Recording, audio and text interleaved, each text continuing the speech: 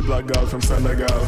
She come back to daddy when I Senegal. Daddy at the general. Have to pay the lawyer just to stay out the federal. Big man pull up like a sentinel. Big gold chain on me neck, me and several. Make the girl hyper. Have to settle down. Ginseng roof for the second round. Knock out in the car. Rubber man take a gun. Different type of thing.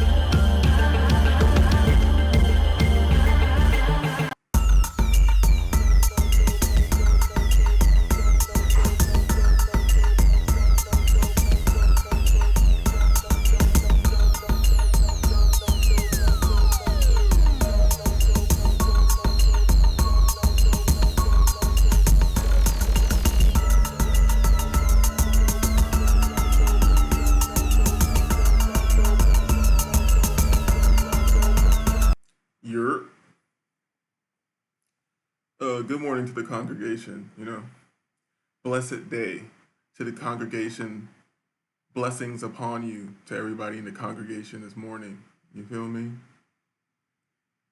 I was up early before the sunrise, watched a beautiful sunrise over the ocean from my balcony, you know how it goes, you feel me? Flying Low's already in here, we blessed up, we prayed up, dog.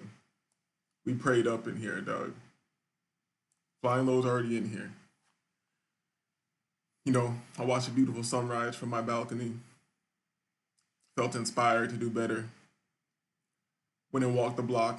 Saw people getting out early downtown, getting into motion. And I've been meaning to come back and go live, but some of the things I had lined up to talk about, I quickly lose interest because I heard the Kim Porter audiobook, and I was like, maybe we should review this and listen to the Kim Porter audiobook. But I just don't care. If you don't understand that all these people are just like Satanists and freaks and men and women who don't want to take any accountability for their actions and shit like that, it's like he made me have a threesome with Jamie Foxx and I'll be sure. I loved it so much. Like the book is crazy. Like, I might need to play it because it is niggas is talking like this bitch is a victim. That's an evil ass hole, dog. Actually, you know what? I don't gotta play the whole video right now. Hold up. I don't gotta play the whole video right now. Flying Low says, hold up, what? So Flying Low hasn't heard about this. I knew she had a book or a memoir or whatever the fuck this stupid bitch was supposed to have. But I didn't listen to it. But Choke No Joke was playing the other day, and like I go to Choke No Joke for all my old nigga hip hop 90s I don't give a fuck news. You feel me? Hold on, let me look it up. I'll just show you her face. Let's look it up. Kim. So you put Kim, she's in there, so they're searching her heavy. Now let me pull this up for y'all real quick. He was passing Kim around too? Hell yeah, he was passing her around, but was he passing her around or was he just a freak hoe? How can you pass a free person around? How can you pass a free person around? How do you do that? A grown-ass free person in America where you could run to the fucking, the cracker at any moment. You could run to the white man at any moment and get a nigga off your back, no matter how fucking famous you think he is. But so this nigga can pass around, he can pass around a person. Yeah, exactly. Yeah. Now look at this nigga's face. You're gonna tell me that. You're gonna tell me, for one, I'm not sure if this is a woman. I'm gonna be 100% with you. And anybody who's lived any life, let me move Flying Low's comment down right here. Hold on. Anybody who has lived any life, you can look at this bitch's face and tell you're a bit evil. You're a bit evil. You done did all types of crazy shit. You are a drug addict on some level at some point. Like, people can see all this. know what I'm saying? And I'm not saying she's not an abuse victim, nigga. This is Earth. I'm on Earth. I'm an abuse victim too. The fuck you talking about? That don't excuse your shit. That does not excuse your shit. You wanted to fuck you yo, she got a baby. Yo, we might need to play. We might need to play the book. We're gonna get into it. We might need to play the book because it was getting kind of wild, dog. It was getting kind of wild. I think I saved it. But you know what? Let me cleanse. Let me cleanse the energy. Cause this is Sunday service. Don't worry, passport bros. We're gonna get to you. We're gonna get to you in about. And I'll let you know. You think I'm just hating? I'm not hating. I'm gonna let you know why you'll never be blessed. Why you never be blessed by God. You'll never be welcomed into God's kingdom. You know. If that was his wife and that was his property, so it's passing her. But I think that was just a girlfriend. What the fuck are you talking about? Is this 1927? You don't own your fucking wife. Are you stupid? My bad. I got love for you, flying low. I don't want to talk to you like that, dog. You just kind of shocked me right there. You feel me? This nigga talking about if that was his wife, then I guess if that was his property. No, it's not, dog. It's not your property. This is not 1927. Your property can do whatever the fuck. Guess what? Your property can take more than half of your shit and get you locked up and make your kids hate you and all types of shit. What the fuck are you talking about? That's your property. You could pass a bitch. You're flying low. You're the problem, dog. You're the problem. You're the problem. You feel me? You're the problem. Because a bitch can be like, oh, he passed me around. And be like, what do you mean he passed you around? Huh? He picked you up and passed you to a nigga. What are you talking about? No, he suggested, and I thought it might have been hot. I thought it might have been hot the way he described it. I thought it might have been hot to fuck his nephew Jamal. So I fucked his nephew Jamal, and he made me squirt all over the room, and I'm so ashamed. Bitch, shut up. Bitch, shut up. My God, this evil asshole. Wait. I didn't want to get this turned up this early in the show. I apologize. Hit the like button. I need to cleanse this energy. Give me a second. I need to cleanse this energy because some shit just ain't right. I know I saved it. I know I got it saved right here. Yeah, I'm gonna go grab my tea. Hold up. I really like. No, that sounds shitty. Let me reset the sound right quick. Boom. Boom. All right, let me cleanse the energy real quick. I'm gonna go grab my tea.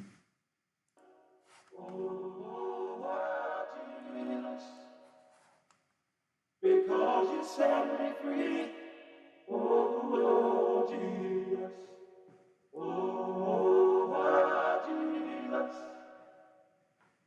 I love you, I love you, I love you, I love you, I love you, oh I love you, Jesus, yes, yes I love you, Jesus, oh Jesus. You've been mighty good.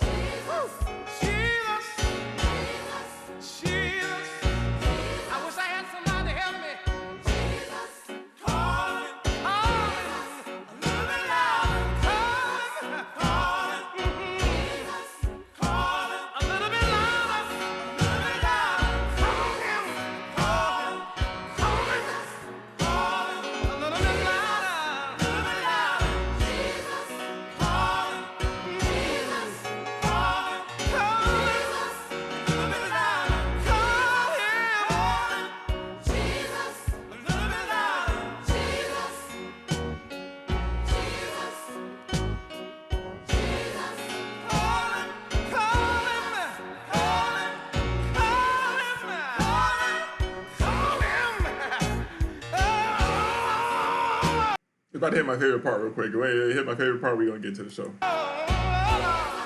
Help me call it one more time, boy. That's just fire right there. Call him. Niggas is cooking. Black people are crazy. Black people are amazing, though. Help me call it one more time, boy.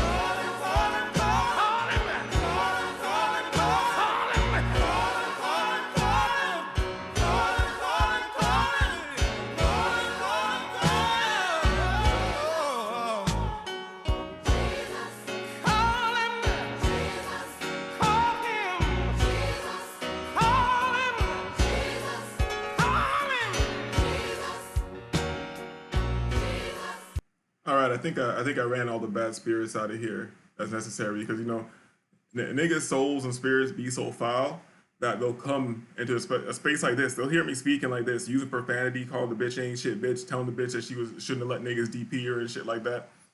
And they'll hear me play this music, and they're so foul. They're so foul and filthy in their soul that they're like, oh, this guy's talking. Yeah, it's a Jesus channel. What's he talking about? Oh, you must be religious, nigga, get out of here, dog. We don't got time to explain energy to you and just good vibes. And guess what? Maybe if you don't go to church and shit, but you can understand tapping into the infinite energy of your grandmother or whoever did believe in this shit in the ethers. You feel me? This is just association with energy. We're doing alchemy, sir. Yes, we're doing alchemy, sir. Transmutation, sir. You feel me? But I know you're not even here for this shit because you know. Here's a good thing too. You can check people with this shit, especially with the good old school gospel. Like here, this channel right here. I might drop a playlist of the fire gospel songs. I might play another one, but yeah, this channel right here, gospel nostalgia.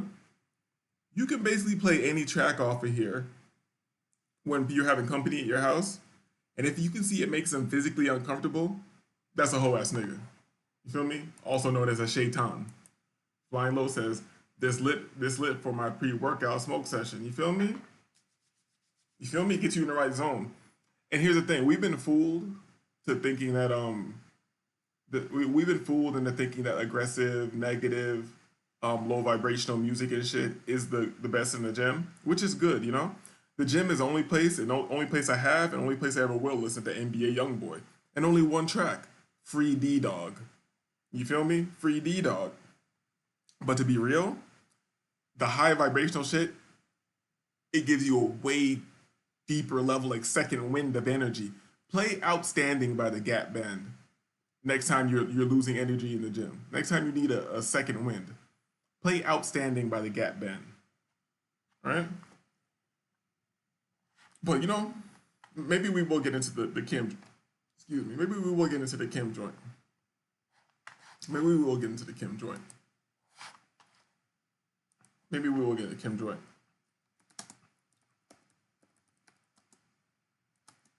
The commissioned life that shows.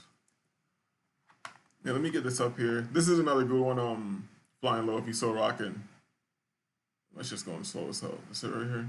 This is another fire one right here, and I'm gonna pull up the Kim joint. Your father knows about. Hold up.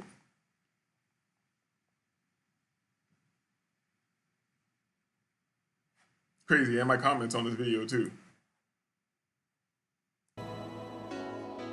You know, you've been saved for quite some time now. And it's not that you're doing anything wrong. But people can't tell if you're saved or not.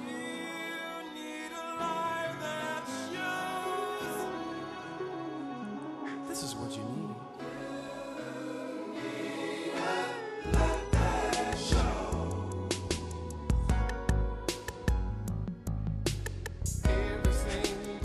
I'm sorry, that shit was too motherfucking cold. Pull up. Bomba clop, pull up. I know I'm Jamaican, I know I'm a Jamaican DJ, and I talk too much on the track. But we need to hear that drop again. That shit's cold, dog.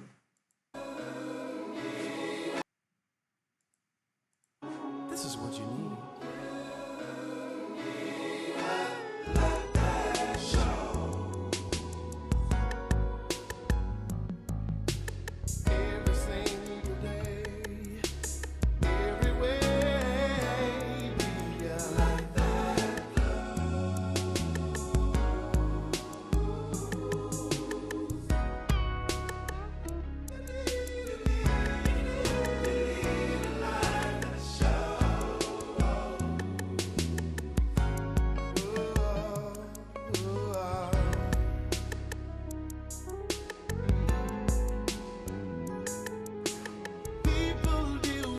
it's really just a drop on that one that gets me. The drop and the lead in, like the whole song is good, but it's that drop is just that lead in and that drop is just uncomparable.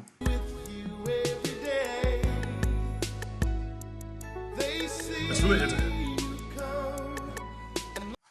it's really the beat in that lead in though. My computer's running slow as shit. Do I need to close something? Yeah, that's just fire as hell. You feel me? I really need to make playlists. I really know the dopest music, dog. But yeah, let me see my watch later. Let's get into this joint right here. Sunday service. You feel me? Here we go. Kim's Lost Words. A journey for justice from the other. Hey. Hey, let's go. Flying low. I tell you, this shit's crazy. Niggas don't know about that, man. That commission, I think that commission track, actually, Sinful put me up on that track. Yo, recipes is Sinful. Because I used to appreciate his Sunday shows when he play all that old ass fire gospel, dog. And his music shows, when he do the music battle shows. Because he was really a music head. He knew some good music. This is fire. Shaka says, was good. Good day, sir. Good day, sir. We're about to get into this Kim Porter joint. Just chill out a little bit. Smoke a joint, you know? So yeah, I'm not even gonna preface this with what I want to say. I'm gonna say just look at this woman's face. She looks fucking evil to me. She looks evil to me. I'm gonna keep it $1. But we'll get into this shit. What's he talking about? Other side. Disclaimers. One of Kim Porter's final wishes was for this memoir/diary to be made public. Out of protection for certain parties and their potential criminal activity, some celebrities, performers, and events have been represented with X's due to their highly explosive nature. At some point in the future, this information will be revealed to the public.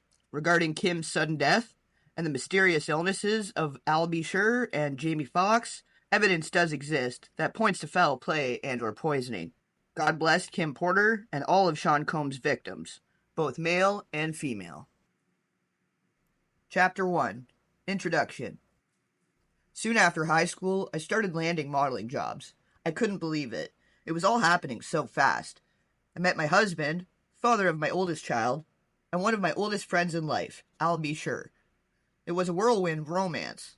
I was only 19 when we married, and no, it didn't work out. Al is still one of my best friends to this day. Our son Quincy is such a talented and wonderful young man.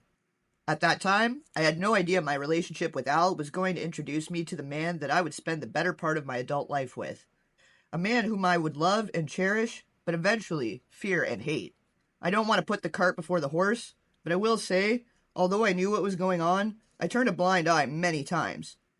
Here I have to tell this truth, unfortunately, because It's crazy to me. People will hear shit like this. Like I've seen mad people review this like, oh my god, it makes me want to cry. I feel so bad for her. The bitch tells you at the beginning of the shit she knew what was going on.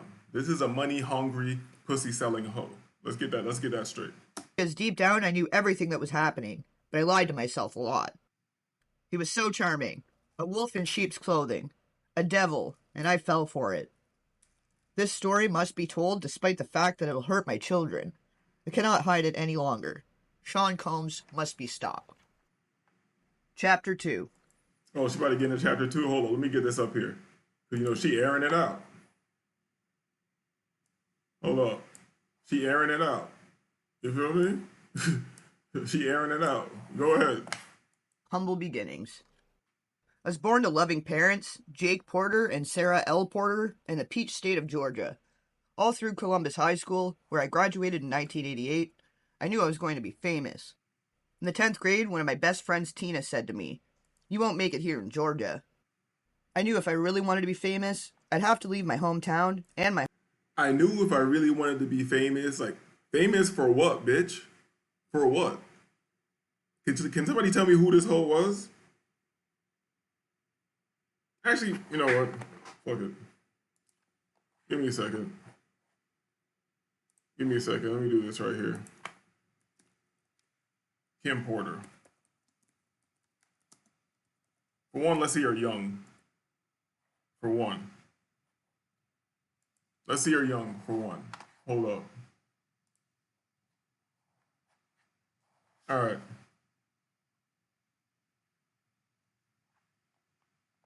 This hoe look evil in the face, dog. Yo, Shaka, you're a little older than me. If you still in here, do you know about Kim Porter? They talk about this bitch like this was some bad bitch back in the day. Like she not ugly, but she not ugly, but she looks evil in the face, and I'm questionable about her. She looks a bit nigga-ish in the face. If you ask me, you feel me?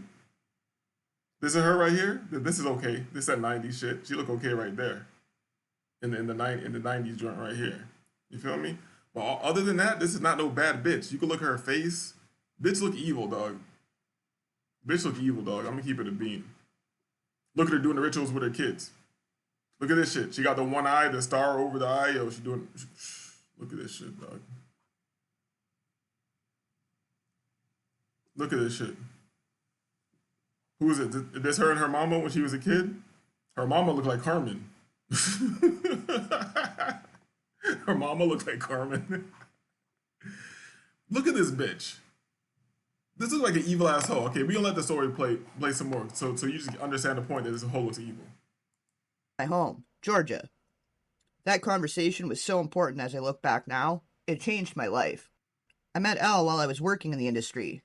He was so dope and charming, and I had such a crush on him. We were married before I knew it, and Quincy was on the way. But I was young, and it just felt like it wasn't going to last. It was a little heated between us after we separated, but we got past that quickly. He is just a super dope guy, an amazing father. Though we separated, we are forever bonded through Quincy. Thank you, Al. I will always love you. When I met Sean, he was cool. I didn't think much of him at the time. He was just another guy at the label. Uptown was huge, and we were all living our best life. But Sean continued to lay on the charm, and before I knew it, we were dating. As a young single mom at one of the hottest companies in the world, life couldn't get any better.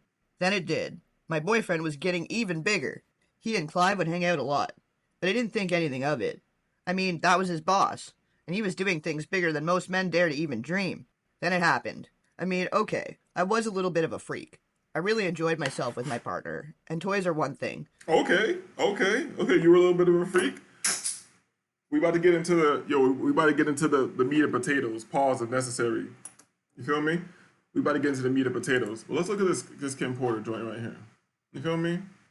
I'm not gonna get deep into it. We're gonna go right here. Career. Porter was from Columbus, Georgia. She began modeling as a teenager and was also a debutante, meaning she sold pussy to rich people. A debutante. Let's see, what do they define a debutante as? A debutante, also spelled debutante or deb, is a young woman of aristocratic or upper. So she's a debutante. So she was doing the rituals. She was from an aristocratic or upper class family background who has reached maturity and is presented to society as a formal, who's presented to society at a formal debut or possibly debutante ball. Yes, you see a hoe, you know? In 1988, she graduated from Columbus High School and moved to Atlanta, Georgia to further her modeling career. She appeared in films and TV series such as The Brothers, Nobody Gives a Fuck, Wicked Games, What the Shit Is That, The System Within, Who Gives a What, Single Ladies, Some Hoes, Some Single Hoes, and Mama, I Want to Sing. Don't nobody know nothing about none of this shit. This is called being an elitist from an aristocratic class. You were doing the rituals. You were placed with Puffy, all this fucking laughing and all this shit that's supposed to distract me from the real world. Nah. Porter appeared in a number of music videos, and she worked as a receptionist at Uptown Records. So this bitch a fucking receptionist. After being hired by founder Andre Harrell. So she was fucking Andre Harrell too. Man, this bitch ain't shit, dog. But I never imagined having a man I was dating asking me to use a toy on him. For the first time, he said he just wanted to experiment, try something new. I was grossed out, but he kept begging. He said it would only be this one time, and he was just curious. I was only 20 at the time. I said, what the hell? I hated it. He bled from it, and there was shit on it. I left him alone after that. Chapter 3, Second Chances. You're wasting tons of money on premium fragrances. Yo. Stop it. Holla at me in the chat and let me know if you heard that nasty shit. Pause. Literally. Let me know if you heard that nastiness in the chat, dog. You feel me? But we already know people do nasty things. But what I'm getting at is, so somebody who's never into this shit, never, how do you want to say? Somebody who's never into these sexual proclivities and doing, not even sexual, just this nastiness. Like, that's weird. Nobody can't come and ask me to do something I don't do already. Feel me? Now I'm a victim. Like, get the hell out of here, bitch. Kept reaching out, and I kept ignoring his calls. Eventually, in a few weeks, we ran into each other at an event. He came over and sat next to me. We were cordial. He flattered me by saying, "You look so amazing." I replied with a simple, "Thanks, Sean." I tried to get up to leave, but he pulled my arm, and as I turned to him, he looked deep into my eyes and said, "Look, what happened between us was weird, but I really care about you. Can we—" He paused, and I tried to use this as my attempt to escape. I pulled my hand back and said, "Sorry, Sean, I have to go. Please, I think I'm falling in love with you. Can we talk?" My breath was taken away. Did he say he loved me? It was so fast. My breath was taken away. Did he say he loved me? If a bitch don't like you, she don't give a fuck if you say you love her or not or any of that shit. Like, I don't want to stop this so much, but I want to keep taking account of this fucking story. Like, through every step of the story, you get to see that this hoe is more evil, and with it, you can tell, you know, she's not leaving it, not putting in the shit that she did. But everything is like, I couldn't, let me just let it play. Because it keeps getting weirder and weirder, and it keeps being like, oh, I didn't want to, but then I just couldn't, and I wasn't aware of this as his manipulation tactic. Not yet. God, I was so young, so naive. He continued, "Let's just have dinner." And I fell for it. 2 days later, we went out for drinks at a lounge in Lower Manhattan. The place was nice. Sean was really coming up and pulling out all the stops to impress me. He pulled the chair out for me to sit. Back then, he was always a gentleman. He smiled and said, "Look," as he sat across from me. I hated it, and I never want to do it again. Give me another chance. Over coffee the next morning, I decided to give him another chance. For the next year and a half, things seemed pretty normal. It was fun. Things were going great, and we were living the dream that I dreamt about throughout my youth. Sean and Clive were working on Bad Boy, and he had his first couple of artists. He picked up Craig Mack, then some rapper from the West Coast called Notorious B.I.G. to help Chris develop. He was collaborating with the biggest names in hip-hop to make it happen. Things could not be more amazing. Then he asked me to do it again. It was insane. Sean said, there are little things like that if you're not like a really hip-hop head, you'll just glance over. But you realize what she said there, that they went out west and got a rapper named B.I.G. or a rapper named Big to help Christopher or Notorious B.I.G. develop and write his rhymes and shit like that. But I'm sure people have heard that about that guy from Louisiana or somewhere who originally had what did he have first? Hypnotize or one of Biggie's hits. He actually wrote that shit first. Was it Juicy? One of them shits, he wrote that shit first. So think about this this fucking numbskull bitch. This bitch is probably thinking this guy's from the West. Like, they're just hearing this guy from Louisiana or wherever. They don't know where he's from.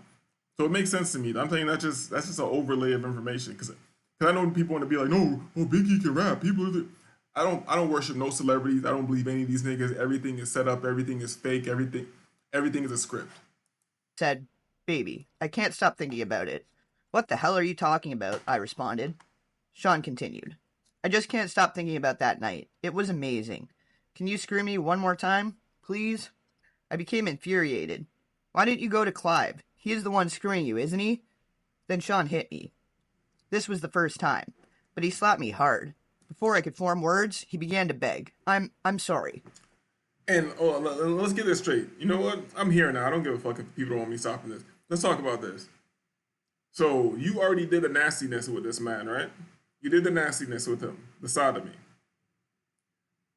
Then he sees you again. He's being nice to you, and he's like, "Oh, I just want to do it again," because he's a fucking rainbow.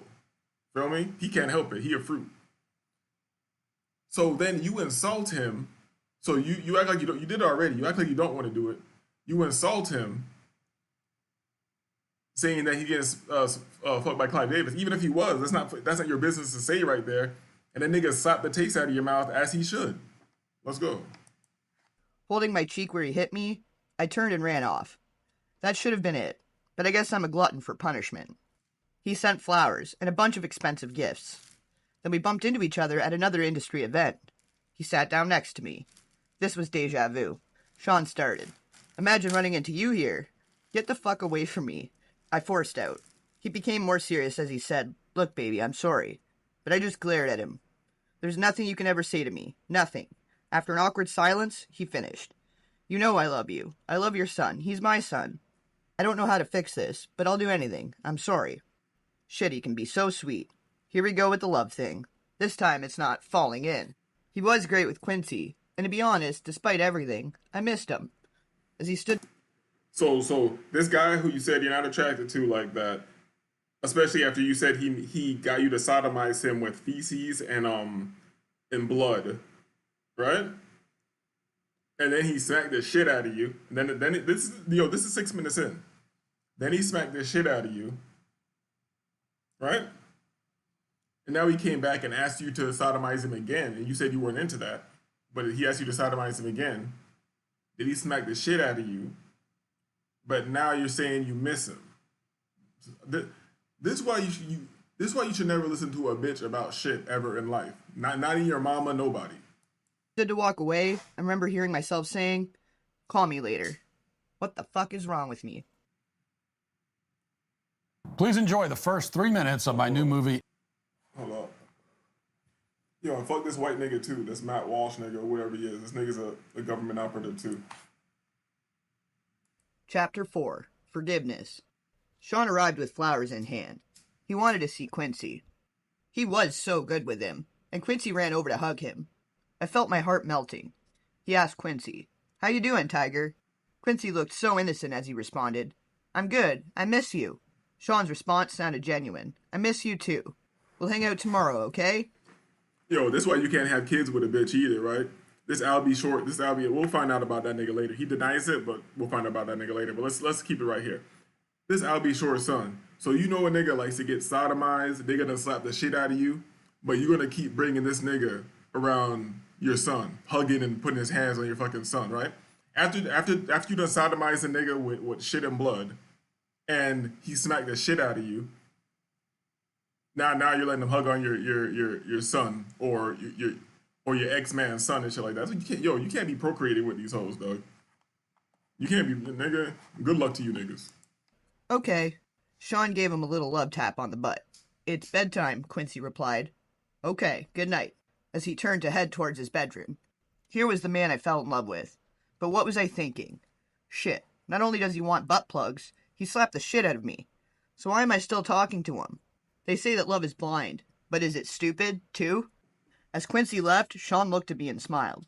Baby, let's go have some fun. The babysitter's on the way. I just want to show you a good time. I was so mad at myself for melting as I said, okay. We sat on the couch laughing and genuinely having a good time when the doorbell rang. The babysitter had arrived, and so we left. As we exited the house, a big man climbed out of the limo and opened the door for us. He wore a sharp suit with a gun noticeably tucked under his arm. I thought to myself, he could have made it invisible, or did he want me to see it? Despite my reservations, Gene was a sweetheart. He was very courteous and polite, as he tipped his head and said, good evening, ma'am. Gene drew a smile out of me as I responded, hello. Gene and I would see each other a lot after this day. Chapter 5. Sean kneels. The year passed.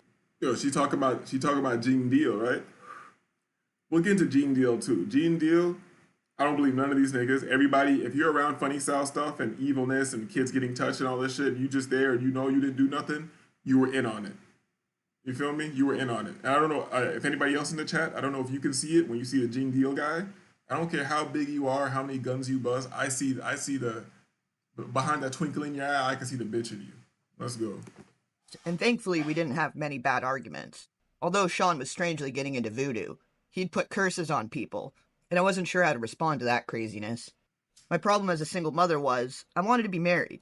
He always had excuses and delays when it came to committing to marriage.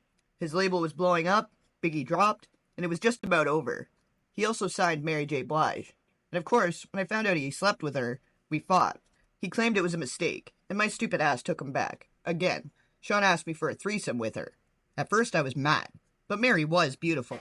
It was our first threesome, and I loved it. Mary was sexy. I would not be doing this a lot, but it was so hot. I was young, and exploring my sexuality was enticing. Over the years, we brought other women into our bedroom periodically, and we were happy. That is until one day it came home to a situation that went from awkward to a nightmare.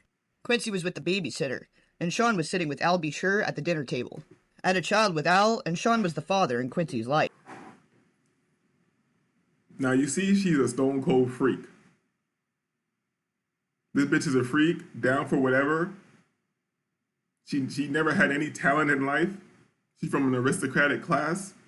She went to New York, or she went everywhere she could to get passed around to try to move up to be so-called famous, you know? To be famous. You got what you want, bitch. The awkwardness of all of us being together had dissolved a long time ago, but it was still weird that they were here, in my home, together, alone. I sat down, and we had drinks. It was fun. The conversation was cool. Until it wasn't. Al was a little loose after a couple of drinks. I remember him saying, "It's still weird seeing you with my friend. But you're happy, so I'm happy for you guys." Sean responded, "Thanks, man. Me and you, we shared so much." Al replied coolly, "Word." The conversation took an odd and awkward turn when Sean said, "We all been together sexually, but not together." I was shocked for a moment. As quietness lingered in the room, I asked, "What do you mean by all together?" Al shifted uncomfortably, but Sean didn't hesitate. "You know how we sometimes invite other people into our bed?" I couldn't believe it. "Oh, hell no, Sean. This is my son's father. Al, say something." What Al said was mind-boggling. Now, you got to read between the whole lies, right? She said that Puff said, "Oh, you know how we sometimes invite other people into our bedroom?" She only previously told stories about Mary J. Blige and acting like it was women. Nah, she been getting trains ran on her by Puffy and niggas and shit like that. You feel me? Now she's acting like she's so offended. "Oh my God, I can't believe that you want to fuck me with my baby daddy. Oh my God, you want to fuck me with Al B. Sure? I would never." A few moments later. I don't know. It could be kind of hot. I miss you in that way. Although I couldn't believe Sean would do this, the truth was, I still cared about Al. And this could be very hot. I just didn't want it messing up my relationship. And if things became awkward, how it would affect Quincy. So I asked, "Are you both sure?" Imagine both of them inside me. Yo, I'm trying to tell you niggas. It's funny to me, like, you see the angle I come with certain shit on the internet when it comes to like even the password bro shit and all this shit and the male female dynamics. You can't never out freak a hoe, nigga. You can't never out freak a hoe. The freaky shit that you're thinking about doing to a bitch, you can't out weirdo. You can't out weirdo her. You're not thinking about anything as weirdo as what she just said. About Al, and this could be very hot. I just didn't want it messing up my relationship. And if things became awkward, how it would affect Quincy. So I asked, "Are you both sure?" Imagine both of them inside me. I knew this would be awkward sexually. There'd be some bumping of genitals. But what happened next? I couldn't have imagined in my wildest dreams. I knew this would be awkward sexually. So, do you think that, you know, she's describing an adult film act, a DP. I feel like that should only you should we probably have seen this before because we've been destroyed by the small hat propaganda P-star machine. You feel me? But hopefully brothers in the chat have evolved and realized you shouldn't be looking at shit like that. You feel me? And I'm shooting you bail by saying look at shit like that. You definitely shouldn't be participating in no shit like that. You feel me? I don't care what nobody says. I don't care what nobody says. Don't make me pull up my Rico Strong video where I talk about that nigga being a gay gangbanger. Yo, hold on. Let me play this shit. You know I'm rambling now. Al, blank, blank, blank, blank. I couldn't believe it. I stood there in shock. But when Sean, blank... Let's take that back together because they're redacting a lot of stuff. Now look, listen. The truth was, I still cared about Al. And this could be very hot. I just didn't want it messing up my relationship. And if things became awkward, how it would affect Quincy. So I asked, "Are you both sure?" Imagine both of them inside me. I knew this would be awkward sexually. There'd be some bumping of genitals. But what happened next? I couldn't have imagined in my wildest dreams. Al, blank, blank, blank, blank. I couldn't believe it. I stood there in shock.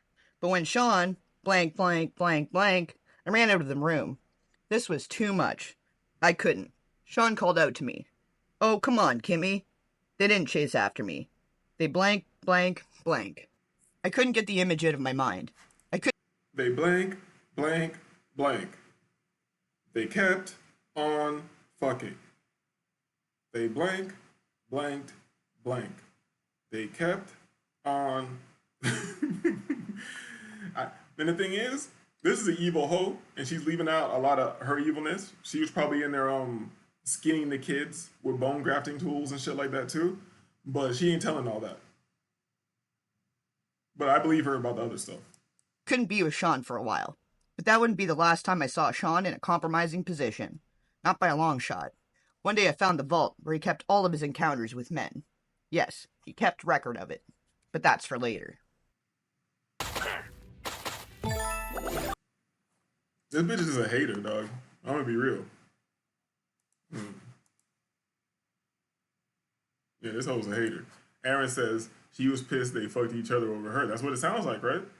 That's what it sounds like, right? It's crazy how, like, we hear this, and I hear this, and I hear it a certain way, and other people hear it, they're just like, oh, he's a monster.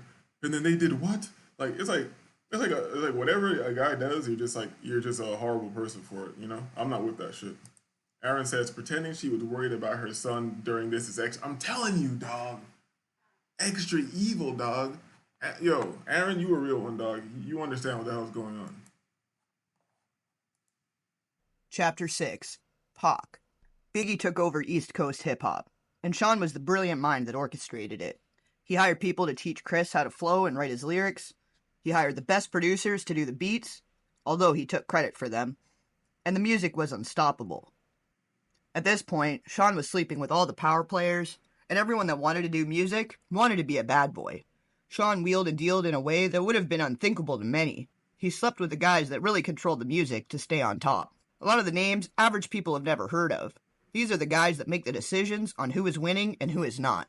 He hosted parties that were just a fancy name for orgies, and everyone wanted in. When I met Tupac, Sean and I had an open relationship. So we're taking our time, right?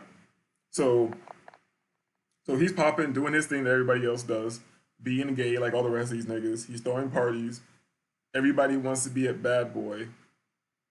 And he's throwing satanic rituals that they call freak-offs, and everybody wants to be there. What is he doing to people? How is he worse than all the rest of these people? I don't get it. And yes, I slept with Pac. Shit, he was sexy. Sean didn't mind. Goddamn, this bitch fuck everybody. That's the thing. A bitch is writing I'm supposed to. This is like a Superheads book or some shit like that. I'm supposed to believe, man. People have never heard of. These are the guys that make the decisions on who is winning and who is not. He hosted parties that were just a fancy name for orgies, and everyone wanted in. When I met Tupac, Sean and I had an open relationship. And yes, I slept with Pac. Shit, he was sexy. Sean didn't mind. Well, not until he tried to get Pac to join both of us. Pac was not good with that. This is where the relationship between them became strained. Tupac wasn't going to accept Sean's advances. Pac wasn't gay, and he was pissed about the advances. We were all in Sean's house. I was drinking, they were smoking, and everyone was just relaxing. Sean came in on what I'm sure he would call a smooth approach. My baby is bad, isn't she? Pac threw me a sly smile. Hell yeah. I felt myself blush. Sean was now in full swing. You think you hit it better than me? I couldn't believe he disrespected me that way. I was not playing with my response. Sean, what? You know, here's the thing. I can't believe he disrespected me like that. And I'm pausing this to address that because I know that some people, especially bitches, will watch this and be like, they'll understand what she's saying, but I don't understand what you're saying. I don't understand what you're saying. Let me know in the chat if you understand what the bitch is talking about. You feel me? And you know, this is a story, so I thought I'd make it through it, but I'm probably not gonna make it through this. I can't even listen to a dead bitch talk this long. What the fuck? Pac came to my defense. Damn, bro, you ain't gonna do the sister that way. Tupac appeared upset behind Sean's words, but Sean went in for the kill, regardless. I think my dick's bigger than yours. I bet I can make her come faster than you. What's up? Pac was appalled. The fuck are you talking about? I ain't trying to run no fucking train. Sean continued. What you scared of? Let's see who fucks better. Let her be the judge. Yes, at this point, we'd been inviting others into her bed for a while. But I'm not used to, and will Yeah, for a while. This bitch was trying to get fucked. This bitch was trying to get fucked, though. not stand for disrespect. I wasn't the only one upset. Pac shouted, You talking about pulling your fucking dick out? Sean was undaunted. What, you scared? Tupac simply left. Things were contentious since then. The two could not be in the same room. Pac avoided me as much as he did Sean. When they did bump into each other, the tension was palpable. Felt like blows could be thrown at any moment. Months passed with only the tension between them. It was uncomfortable, but nothing life or death. Then one day while we were at the studio, it happened. I walked into Sean's office, and he was having the conversation. Sean sat across from Jimmy Henchman. Pac don't leave that fucking studio alive. I don't think I was supposed to hear it. I continued as if I didn't. Hey, Sean. Good morning, Jimmy. They didn't seem to think I heard anything. I'm ordering breakfast. With Fargo, your virtual assistant from Wells Fargo. Because here's the thing. It sounds a bit fantastical, but everything is linking up and making sense. The Jimmy Henchman thing and all this shit. And I know this is way more important to other people because other people are like, oh, he killed Pac and Big, and they're all emotionally invested in these rapping motherfuckers. I don't give a fuck if he did kill these niggas. Fuck those niggas. You feel me? I don't worship any celebrities, man. And I'm a little harsh and extra with my language because I want to press that into people's minds. You feel me? Let go of the idol worship. Fuck these niggas. Henchman. Pac don't leave that fucking studio alive. I don't think I was supposed to hear it. I continued as if I didn't. Hey, Sean. Good morning, Jimmy. They didn't seem to think I heard anything. I'm ordering breakfast. Smiling, Sean replied first. Let me get eggs, sunny side up, with grits, and an orange juice. I could see he was hungover. Good. I don't want him knowing I know anything. If he had just put a hit out on Pac, knowing something could be dangerous. Jimmy, apparently not hungry, said, Nothing for me. As he stood to exit the room, he said to Sean, Let's make that happen. Then nodded to me and said, Kim, always a pleasure. With a wink to me and a nod to Sean, he turned and walked out. Jimmy was part of our intimate circle. It went on as if nothing was happening. I'll make the call now. I smiled as I left, hoping I wasn't white as a sheet. I wasn't in the studio the night Pac survived being shot. Thank God. From what I understand, Sean and Chris saw Pac at the studio after he'd been shot and did nothing. The way God works. After being shot, Pac made it to the elevator and tried to escape. But it stopped at the floor Sean and Chris were on. When the doors opened, they saw him lying on the elevator floor, riddled with bullets. The fact that they didn't call an ambulance, although they saw Pac lying there, swimming in a pool of his own blood, would be all the evidence Pac ever needed. He, of course, assumed they placed the hit. And Tupac is a soul. We got Aaron in the chat. Aaron says, excuse me, that means she let Tupac, who defended her fake sense of honor, die. Facts. I didn't even look at that. Yo, thank you. Yo, Aaron, thank you for being here. Thank you for adding to this conversation about how evil this hoe is. You feel me? That's facts right there. Let me read that again. That means she let Pac, who defended her fake-ass sense of honor, die for a dude who was slapping the shit out of her and shitting and bleeding on butt plugs while banging her ex-man in front of her. Crazy. I'm telling you, I'm glad I decided to play this shit because this is, I had a different title before when I was really gonna play it and I was like, I just didn't give a shit anymore. But I'm glad I'm playing this now because this perfectly illustrates all bitches. Soldier. This is not something that will be unanswered. Tupac didn't do well. He lost a testicle, but he survived. It was orchestrated, and Sean Puffy Combs was the orchestrator. Chapter 7. Threats. At this point, I knew I had to get away from him, but I was scared. Is he going to take my life if I try to escape? One February evening, I thought I found my opportunity at dinner, after an event. We were at a ritzy restaurant in a private booth. It was an exclusive setup. We were alone, but we were in public. Sean was on the phone talking to an unknown listener as he sat down. His words on that call will be etched into my soul forever. We're going to release Who Shot Ya now. He waited for a response, then went on to say, Of course they're going to think B.I.G. was talking about Pac. That's the whole fucking point. Nobody would give a fuck about a diss track against LL fucking Cool J. Do you know how much money we'll make with this kind of rap beef? Battling after someone really got shot?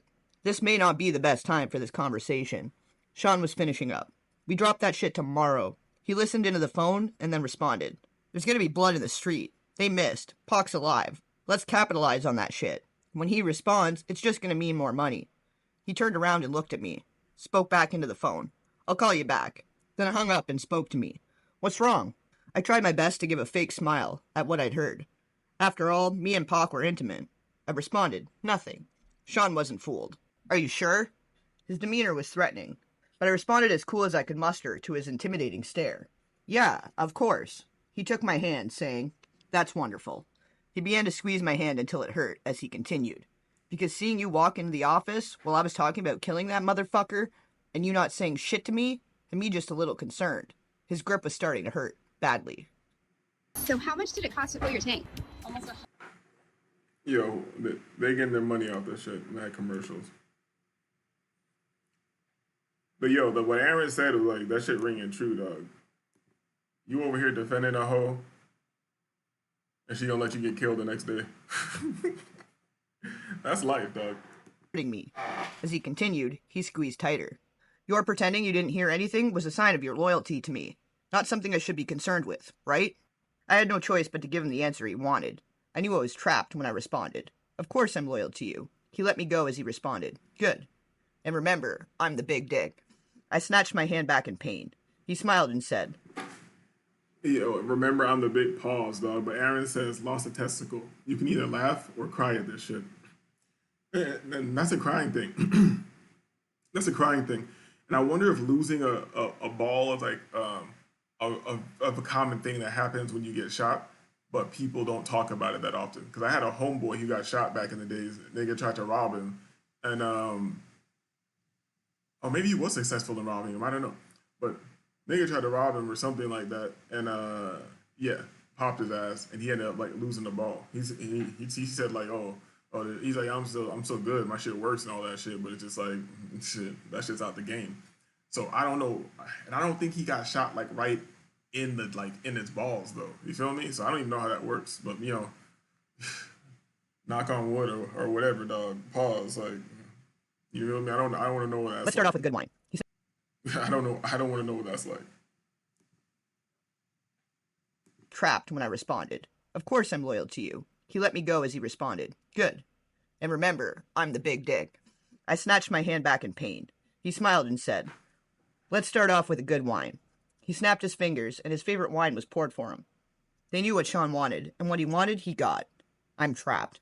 Now isn't the time for me to launch my escape plan. I have to be strategic. It's going to be hard to leave the glamour, the glitz, the lifestyle. I mean, this man just snapped his fingers in one of the most exclusive restaurants in New York City, and they poured his drink of choice. The bottle of wine is $800, and this is 1994. The list to get in this place is 6 months long, if you are somebody. Mayor Giuliani has a table here tonight also. If I got up and walked out, I'd be safe. But what about tomorrow? I had to think. He sipped his wine and smiled. You're not drinking? He pointed at my glass, and of course a waiter filled it. They knew what I liked as well. Sean has a bad temper. He yells sometimes, and okay, he's roughed me up once or twice. But he never punched me. He never bruised me. And he never hit Quincy.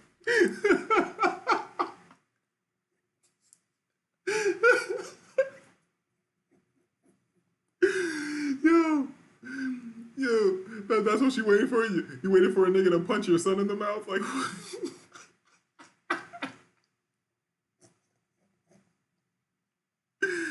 yo, a bitch is hilarious, dog. I'm telling you, this is every. I'm playing this because this is a good representation. This is every bitch. Well, he did do this and he did do this, and I do like that I like him and I love him. Shit is just for us. This is a money hungry whore who told you at the beginning of this audiobook that I just always wanted to be famous. She never said she had any talent, never said I had a love for acting or modeling or anything. She said I wanted to be famous. That's it.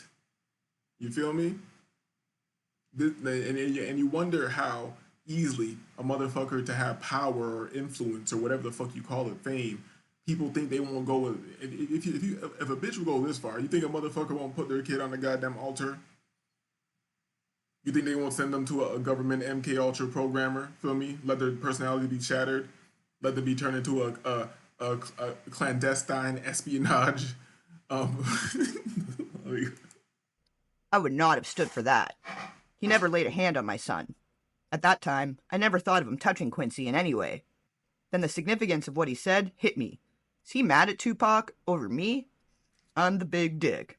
Oh my god. The last time he put his hands on me, it was because I enjoyed Jamie Foxx too much. This bitch trying to, now the bitch trying to act like her pussy is the best thing in the world, like Tupac died. Is he mad cause Pac? Cause he likes me? She trying to put herself in the beef, bitch. Shut up. Aaron said she will sacrifice that kid in a second. Facts, no problem. Kick that little light-skinned nigga right into a goddamn volcano. Shit, he enjoyed Jamie too. He was so Let's run that back. I know y'all like to hear the nasty shit. Pause. Let me run that back for you niggas. That time, I never thought of him touching Quincy in any way. Then the significance of what he said hit me. Is he mad at Tupac over me? I'm the big dick. Oh my god. The last time he put his hands on me, it was because I enjoyed Jamie Foxx too much. Shit, he enjoyed Jamie too. He was so insanely jealous. It's not fair. He wants to bring other men into the bedroom, but gets jealous when he does. Damn, you're quiet tonight, he said, snapping me back into the present. I asked the question that was burning in my mind since I walked into that office. What does Chris think of this?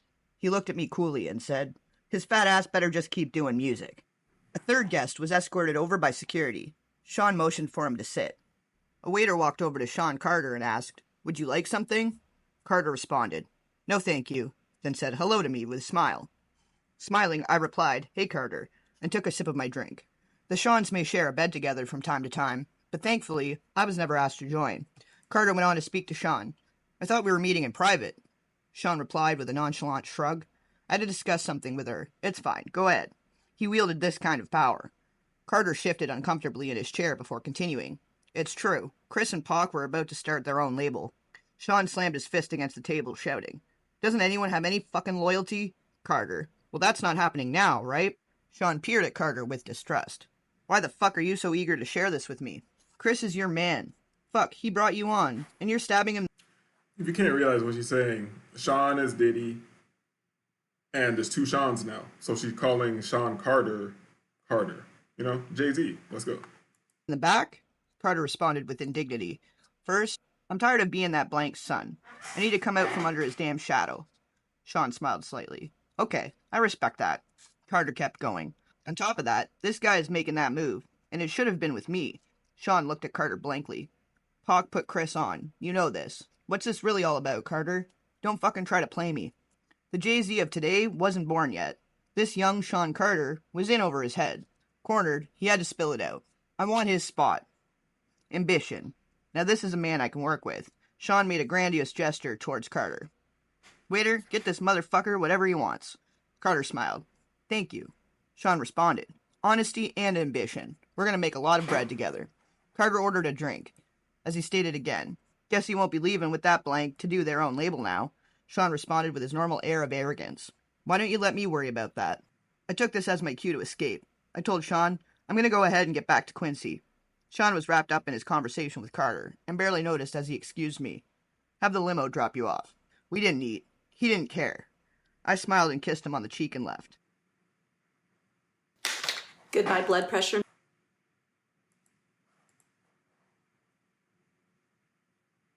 Yeah, this lady old as hell. Chapter 8. Kidada. Actress, model, and fashion designer Kidada Jones was Tupac Shakur's fiancée, and is the daughter of record producer Quincy Jones and actress Peggy Lipton. Being around other celebrities was just a part of life. Meeting Kidada was just one of those events, and as time went on, we became close. We hung out together, went shopping, and so on. It was about the same time I met Kimura. Those were the days, or so I thought. We always had girl talk, and the fact she was dating someone I had previously been with wasn't a source of contention. We didn't get jealous of each other. It was just girl talk stuff. No, I did not become intimate with Kidada. Kimura was too jealous for that. Yes, Kidada knew about Kimura, Sean, and I, all being together sexually. Of course she did. We shared that kind of thing. We were open and honest with each other about almost everything. A true friendship. Except I couldn't be open and honest about everything. Not anymore. Sean made sure of that. Kidada and Pac were the greatest couple. He was always so cool and, yes, sexy. She was so beautiful and fun. Before all the tension and beef, We used to all hang out together. It was always dope vibes. But with Pac shooting and the This bitch is rambling now. You feel me? My bad to the audience. You feel me? I know it's an audio book written by a bitch, read by another white bitch or some shit like that. This bitch is rambling. I'm skipping forward. I know we might miss something important, but I don't want this whole. Oh my god, I can't listen to a bitch talk. I'm sorry, you guys. Kidada. Being Quincy Jones's daughter had perks, and superstardom was among them. Pac wasn't there. When she saw us, she came over to our table. We sat around kicking it in a very dope vibe. Sean knew he was going to clean up this award show. He had all but taken over the East Coast, musically. With all the hits, there really was no way he wouldn't. Bad Boy is a Hall of Fame stuff now, and Sean P. Diddy Combs knew it. Sean smiled at Kidada as she sat at our table, but something about that smile didn't seem authentic. Soon I would know why. He's sick when he has a grudge against someone. As she sat, Sean said, Bad Boy is going to clean the fuck up. From his table with Faith, Chris replied, hell yeah. And that new shit we bustin' out, gonna have these guys sick. Kidada signaled for the waiter to pour her a glass of the ginger ale that sat over at her table. As the waiter refreshed her drink, she said, Pac's music's gonna get some love too. Sean grimaced. Oh, come on, Sean. I know y'all. I heard somebody like reviewing this. They were like, these are conversations from like 20, 25 years ago. How the fuck will she remember all this or writing her memoirs? And I was like, nigga, I believe a bitch remembers. A bitch ain't there living life in the moment and fucking being righteous and no, a bitch is there recording, taking evidence, word for word. Look at this bitch. Look at this bitch face. You think this is a hoe who's not remembering every single word you ever said just to destroy you, so she can maybe become more famous or get more favor with Satan? This bitch. Y'all got your differences. You have to admit, the man makes great music. Sean looked at me out of the corner of his eye, then took another sip of his favorite cognac, and replied, Bad Boy got the hottest music on the fucking planet, but I ain't even tripping. Everybody gotta get their shine, right? Kidada sighed. Have you ever considered at-home needling? This is Cure's micro-infusion system. Now, it's gone viral several times on social media. My bad. Tupac thinks you were involved with him getting shot. You two were so close. You need to make this right. Sean responded indignantly. Why the fuck would that guy think I had anything to do with it? Kidada retorted. Sean, can you blame him? Sean was obviously not happy with that question by his reply. Hell yeah, I blame him. We had a good thing going. All of us. That guy turned on me. And he has the fucking balls to blame me for his shooting? The indignity he managed to spew out while lying through his teeth was something I did not expect. I was thrown back for a moment before interjecting. Do we have to do this tonight? It's Sean's big night. Kimura heard the ruckus and made her way over to our table as well. She sat down and said, hey everybody, with that big dimpled smile. I smiled and replied, hey. Kidada almost seemed happy to see her as she said, hey, what up, Kimmy? Kimura, never the type to hold her tongue, and went straight at it. The whole place is buzzing with the fact that you're sitting here accusing Sean of having Pac shot. Y'all kinda, loud, she laughed. Kidada seemed embarrassed as she looked around to see everybody staring and whispering, but she wasn't about to back off. In fact, she doubled down. Anybody here not talking about it ain't real anyway. We all know Sean was behind it. Kimura forced a smile. Honey, we don't have to do this here. Kidada made clear that she would not be silenced as she continued. Oh, let's not hurt the feelings of Sean Puffy Combs. He only had one of the most prolific rappers in the game shot. Sean clenched his hands into fists. If this was anyone else, this would have turned ugly. But this was Quincy Jones's daughter. Sean was a monster in the streets, well feared by men that knew. Kidada could continue with impunity. Sean could not touch her. Christopher and Mary, both wanting to defend the super producer that made them famous, both started to stand and make their way over to the table, but Sean signaled them off, with a firm motion of his hand. They remained in their seats watching helplessly. Kidada seemed to be on a full rampage. You're not safe in the streets, Sean. You think you're untouchable? Kimura seemed almost red in the face when she grabbed Kidada by the hand, saying, I gotta go to the restroom. Kimura needed her to get a grip and said sternly as a parent speaking to a child mid-tantrum, Da! Kidada turned to her and yelled, What? Kimura nodded toward the crowded room, and Kidada looked around. Here she deflated slightly. Kimura, now in control, spoke firm but softly. Let's go powder our nose. Kidada nodded with a grimace and gave a sharp look back at Sean as she walked away. As the tension slowly melted away, I asked Sean, You okay? Sean didn't reply at first.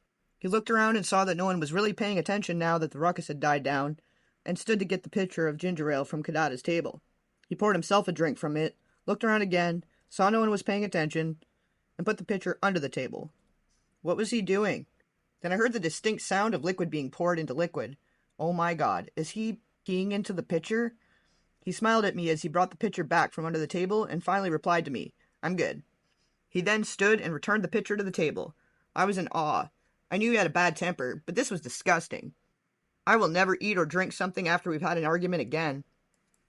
Bitch, you had a fucking train ran on you with this nigga. You worried about drinking. You worried about drinking after the nigga, man. But here's the thing. I wanted to pause it there because it's interesting. Because remember, this didn't come out for clout right now. This didn't come out for clout right now. This came out a while ago.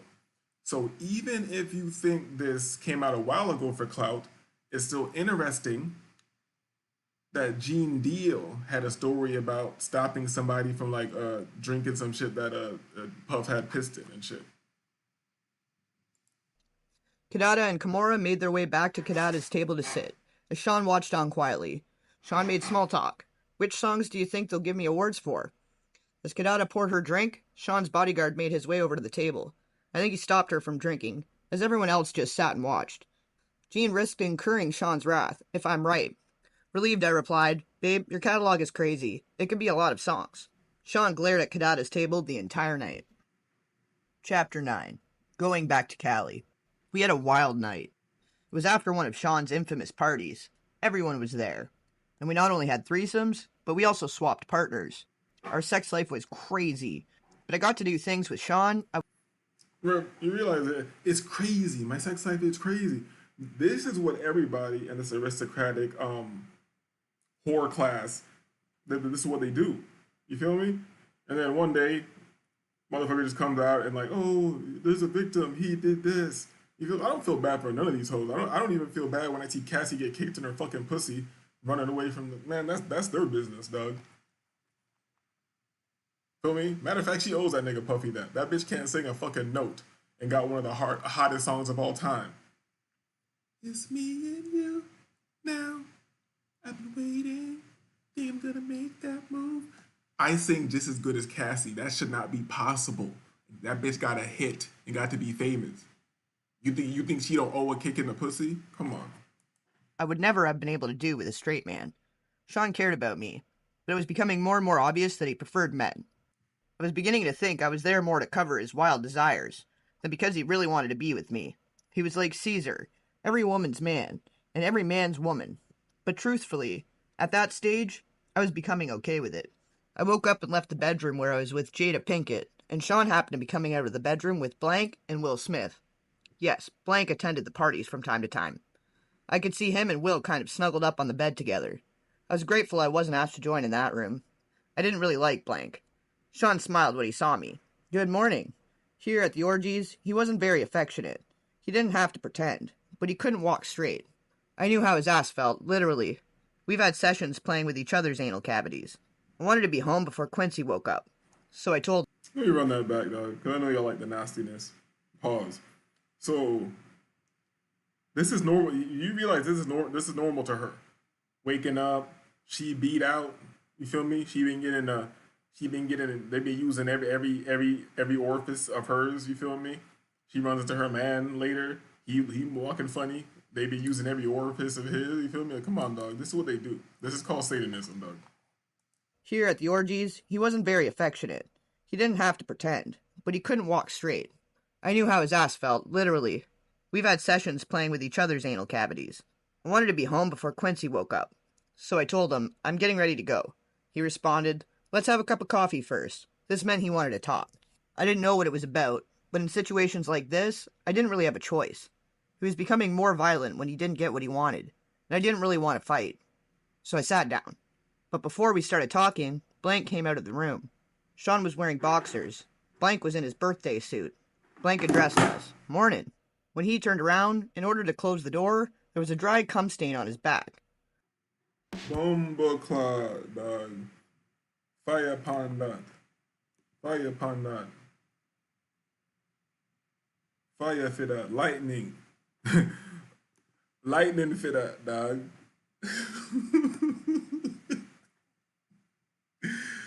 These are nasty niggas, dog. This how these niggas live, man. And I'm supposed to feel bad for the hoe. Get the fuck out of here. I'm getting ready to go. He responded, let's have a cup of coffee first. This meant he wanted to talk. I didn't know what it was about, but in situations like this, I didn't really have a choice. He was becoming more violent when he didn't get what he wanted, and I didn't really want to fight. So I sat down. But before we started talking, Blank came out of the room. Sean was wearing boxers. Blank was in his birthday suit. Blank addressed us. Mornin'. When he turned around, in order to close the door, there was a dry cum stain on his back. Blank walked over, pulled a chair out to sit down next to us, and lit up a blunt. Sean stretched, smiled, and said, this East Coast-West Coast beef is more lucrative than I thought, but it's getting dangerous.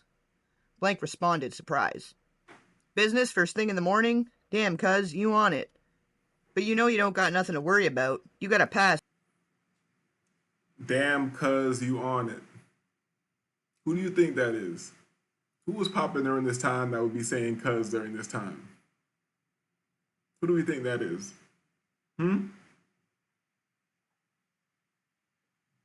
Yes, Daddy. Blank smiled coyly. Sean apparently had something to talk about with Blank as well, because he said, I can't protect everybody, especially if someone's no longer going to be on my label. It was apparent Blank was taken aback by this turn of events by his reply. Sean, are you saying what I think you're saying? Sean continued. It's taxing on my resources to protect people. Someone that isn't 100% of my team can't get 100% of my protection. What the hell is going on here? What did Sean want from me? This morning is turning out to be way more than I expected, and I have to go. Quincy will be looking for me. Meanwhile, Blank apparently wanted clarity. So to be clear, if something happened, Blank made quotation marks with his fingers, to one of your artists that was leaving your label anyway, it would be considered, he makes another set of quotation marks, out of your control? Is that what you're saying? Wait a minute, can they be talking about Biggie? Is Sean saying he won't protect Biggie? At this point, I was too young, too naive, too hungover to understand that this was not a lack of protection. This was a hit. Where did this come from this morning? But an older, wiser me understands now what I did not comprehend all those years ago. Sean was getting the real reason he had Blank there. The world was about to lose Biggie. Blank laughed. You a cold motherfucker. Sean said, why the fuck should I protect someone that isn't going to stick around? I made him. That guy should be worshipping the ground I fucking walk on. I was thinking, Sean's ego is rearing its ugly head, and I wanted to get out of there, but instincts told me I need to tread carefully. So my next move had to be calculated. I don't really want any part of this, not even implicitly, but I was dragged right into the middle of it. If what was happening here ever comes out, will I be held as an accomplice? But even as those thoughts crossed my mind, I couldn't just pretend this was okay. So I said, but Sean, he hasn't left yet. They're just rumors. Are you going to let him die because of some rumors? Sean glared at me, the anger in his voice obviously stemming from hurt as he said, I know when I'm being betrayed. I'm not killing anyone, but I am not protecting somebody that doesn't have my back. Yo, but this bitch, she's a good writer, dog. I guess he puffy. You know, he was all skinny back then with Biggie, dog, and he had the hat on.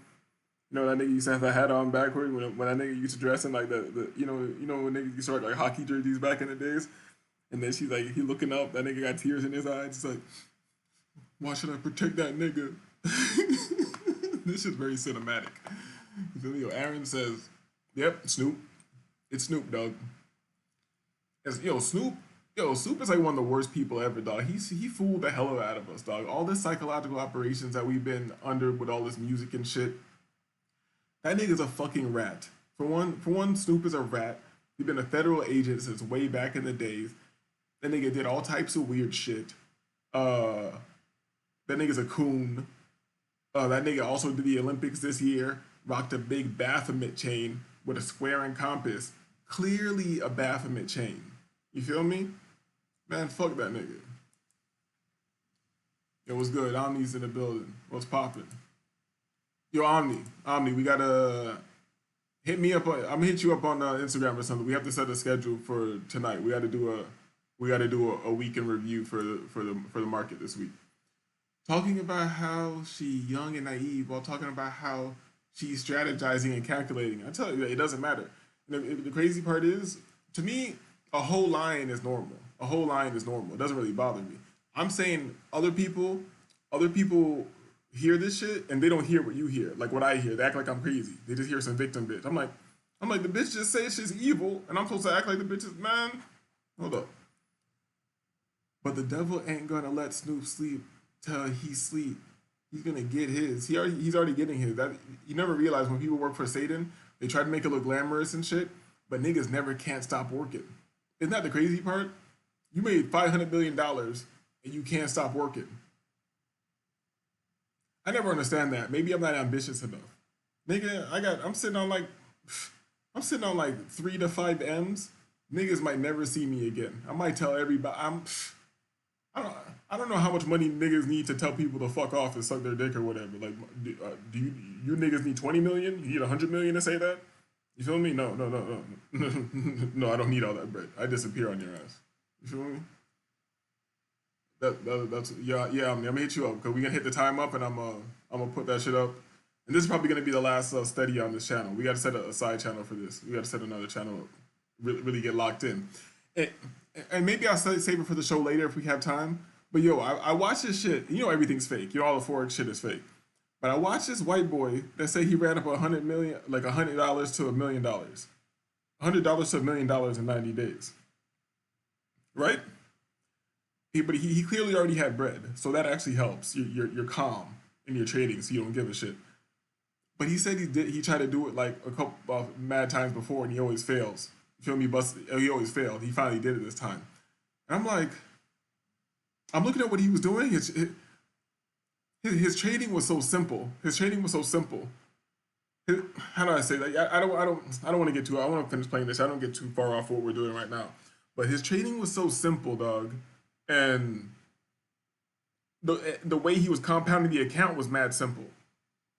And he wasn't showing the broker, but he was showing his trading platform, his dashboard, to show it was a real account. We're gonna talk about that. We're gonna talk about that, dog, because I'm tired of playing fucking games, dog. You feel me? Yeah, Omni said he's seen it. 150%. Fuck that. This was railing out of control.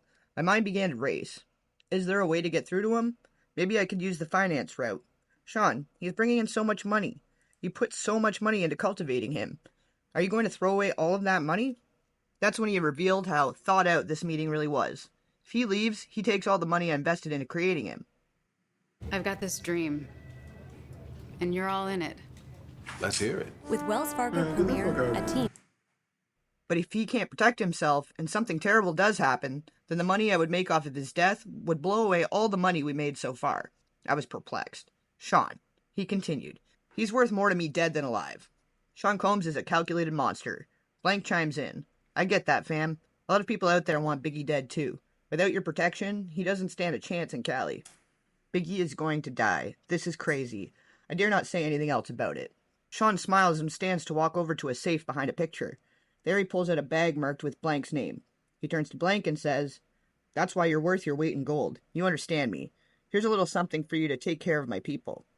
Blank smiles. "Sean, I love you, baby. You know I got your back. Your problems are my problems." They're saying this is Snoop. If you realize, the guy he said he gave him a bag and said, "Take care of my, and give this to take care of my peoples," which are his peoples, because he's saying that they gave them Crips like $1 million for the hit or some shit like that. But that gangster Crip nigga said, "I'm not doing shit." He just ran off with the bread. Shout out to him. You know what I'm saying? But I say that to say this. This could be a clout chasing ass story, but mad shit that's being said in this cross-references shit that random people have said throughout time, you know? I'll make sure to have my people take care of your people. I need to get out of here. This is crazy. I attempted to leave again. "Sean, I want to get to Quincy before he wakes up." Sean looked at me, responding, "It's getting late. Give him a kiss for me. I'm going to get out of here. Thank you, God." Blank always with something to say. I'd love to meet the little tyke sometime. Not a chance in hell. Something about this guy creeps me out. I forced a smile. That'd be great. I made my exit. Chapter 10. The Lies You Tell. At this point, the relationship between Sean and I had been off and on for quite a while. We were off at this point. He had put his hands on me again. This time, for something that didn't even happen. It was all in his head. When the phone rang, I picked it up anyway. "Hi, Sean." He sounded trepidatious, as he said, "We've been broken up for a while this time." "Yeah," he continued. "I don't want anyone to know about my..." He paused to search for the right word. "Proclivities?" I replied, "So you don't want people to know about you being gay?" Sean exploded. "See, that's why I fucking lose control on you." So I just plainly stated, "Goodbye." See, here's the thing. That's why I don't believe a hoe about nothing, dog. Because a bitch would be like, "I'm afraid of him and this and that," but you still playing with a nigga. You acting like this nigga's a killer and he be slapping the shit out of you and all this, and you're afraid of him and shit, but you're still playing with him. You know. Come on, dog. Hi, Sean. Wait, he screamed. What, Sean? I'm sorry, okay? You're always fucking sorry. He took a deep breath. I have to do something to cover myself. I sighed. Do whatever you fucking want, Sean. When you see this in the news, it's not real. This made me calm down a moment. What could he be talking about? He continued. I'm only doing it for the press. Doing what, Sean? After a long pause, he continued. She knows what this is. She's just pretending to cover me. Sean, what the hell are you talking about? Another pause. Publicly, I'm going to be dating someone else. A video girl. I laughed. Why would you do that? I have to cover myself. I was getting... Yeah, she's going to say something that we need to analyze a bit, so I'm going to read this first. Aaron says, I used to play and replay that song, I'm Missing You with Faith Evans, over and over again when I was younger. It's like my first memory loving music. I used to sneak into my sister's room to play the tape. You feel me? We were all mind controlled and brainwashed by this bullshit. And the only reason you like that is because it was a fucking Sting track. And that Sting track was probably some fucking witch speak that's been programmed by the CIA to make you like it, and then you heard it repetitively. Like, now I know he laughing about lighting Biggie up with Snoop after busting. Now I know he laughing about lighting Biggie up with Snoop after busting a nut on him is crazy work. I believe it, dog. I believe it. Getting mad. I was actually angrier at myself more than at him. Why was I getting jealous? I was sitting there actually comparing myself to video vixens in my mind. They are thick, but look at my body. Did he prefer them light-skinned, big-butt girls from videos? Here's what we can analyze. She was just saying she don't like the nigga, call the nigga gay and shit, say the nigga be beating her up, saying all this shit, and now she's like, I'm jealous. Does he like the video girls more? I calmed my... You know why? That's why I think this shit's real. This is like a...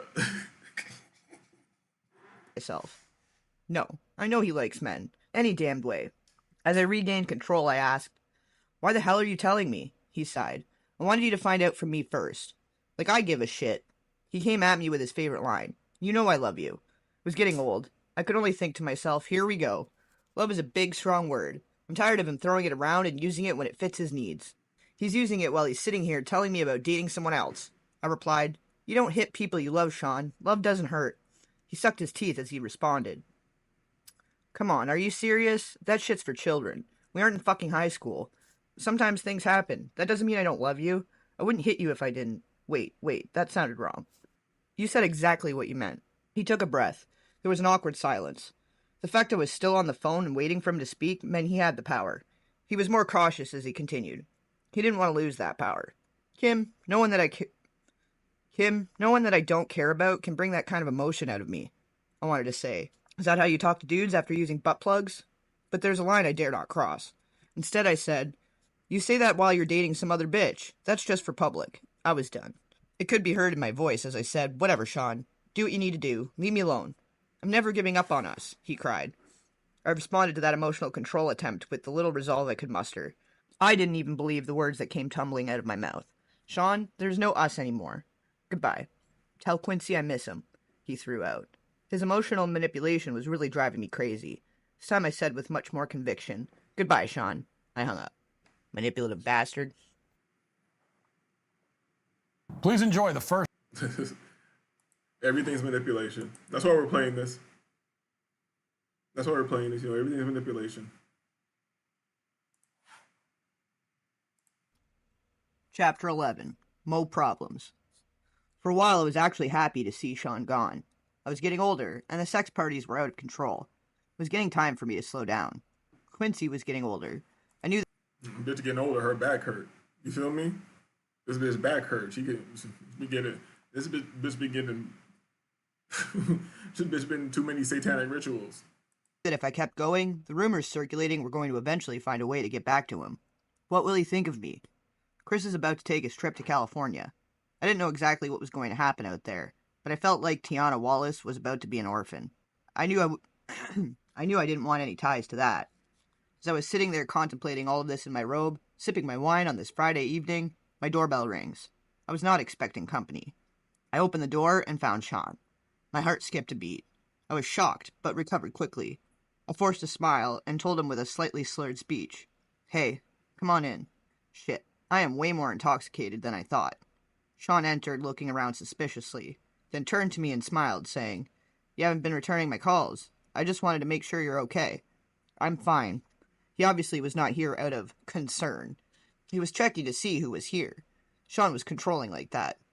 Yes, even though we were not together, and he was dating someone else.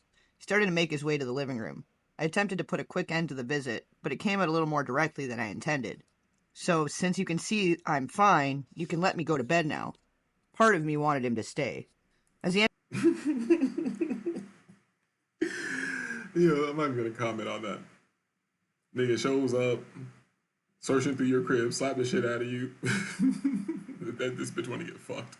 entered the living room, I was forced to follow. Sean was very direct with his next inquiry. "Is someone else waiting for you?" "No." "But Sean, we're not together. You're dating someone else. I can fuck whoever I choose." With this, Sean became irate. He fiercely slammed me to the ground. Then he pulled out a .22 and sat it on the end of the table. He turned to me calmly. I was scared. My voice quivered as I pled to him, "Sean, please stop. Quincy is here." How did we get here? How did we get to the point that he was in my living room threatening me with a gun?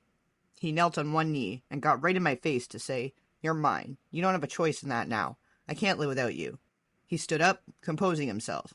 I was terrified as I whimpered, "Sean, that's not love." Sean picked up his gun and cocked it. He looked at me almost thoughtfully and asked, "Have you ever heard, if I can't have you, no one can?" "Sean, please don't. Please. Quincy will hear." Sean smiled and put the gun away, saying, "Oh, this is just for dramatic effect. I would never shoot you. If I was going to kill you, no one will trace it to me. You know how many people I've had to take care of over the years? It would be quiet. Something in your food or drink. Something that will never get back to me. I wouldn't shoot you. Do you understand?" Oh my god, they're milking this shit. Yo.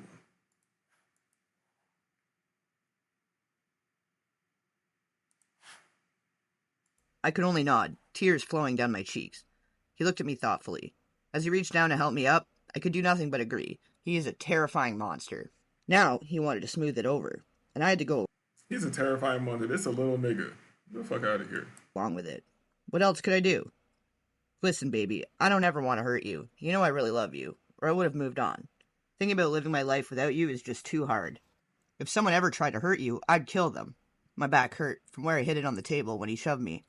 All I could do as he helped me up was nod that I understood through my streaming tears, which he wiped. He looked towards Quincy's room. "Let me say goodnight." "No, Sean, please. Thinking quickly, he has to get up in the morning." Sean looked at me with an unreadable look. He was studying me. "Okay, I'm gonna go." Nervously, I walked into the front door. "This is over, thank God." He kissed me. I didn't want him touching me, but I couldn't refuse.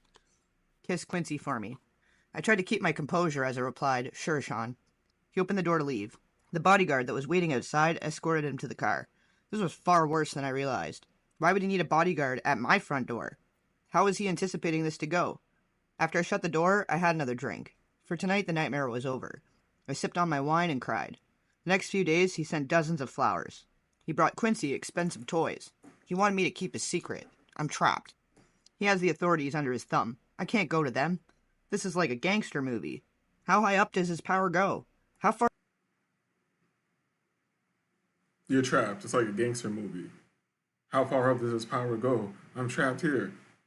Bitch, it seems like you got money. So you could just get your son. Oh, and bitch, I'll be sure is your baby daddy.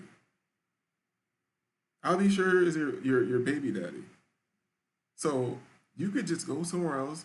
You think you think this nigga got all the power? You think this nigga got all the power in the world? You feel me?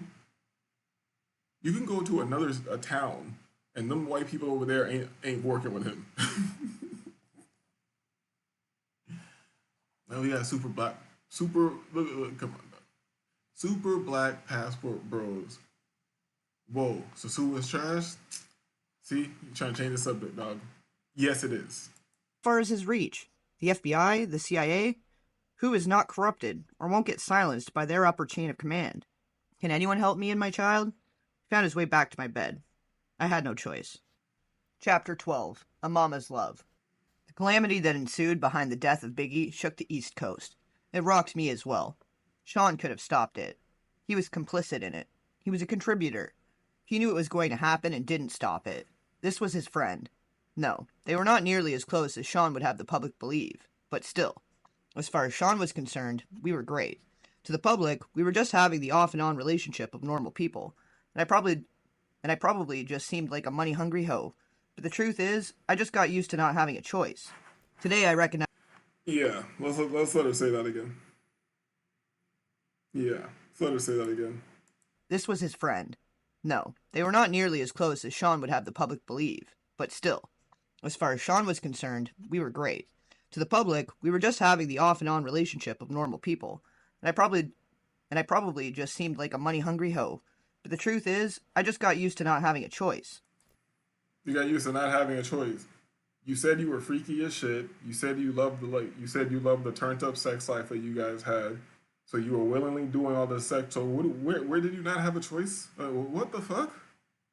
Today I recognize it for what it was. Stockholm Syndrome. I was at his beck and call and had... Yo. Man, what the hell is this? You know, for fucking headphones? Oh, shit. Nah, I'm mashing up my headphones, dog. Hold up. Yo, but that's fucking insane. That's insane. Hold on. And I probably just seemed like a money-hungry hoe.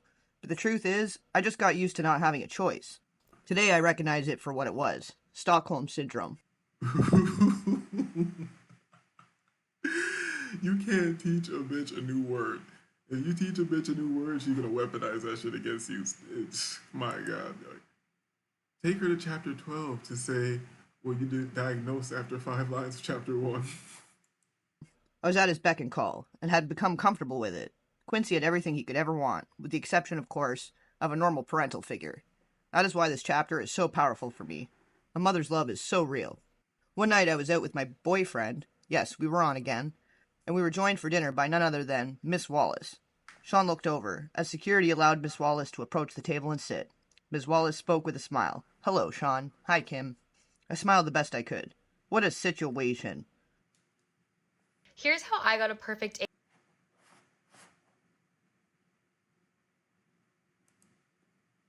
For all intents and purposes, she is sitting with her son's killer.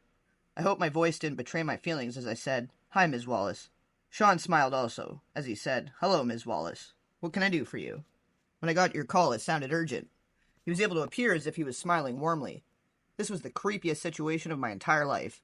She looked at Sean with pleading eyes. "I know this isn't your problem, but things have gotten kind of hard. I was hoping that you could send some of that money Chris made with you, this way." Sean shook his head. "That's not something I can just do. There are attorneys and accountants. Can I maybe help you out with a little something to get you past the hump?"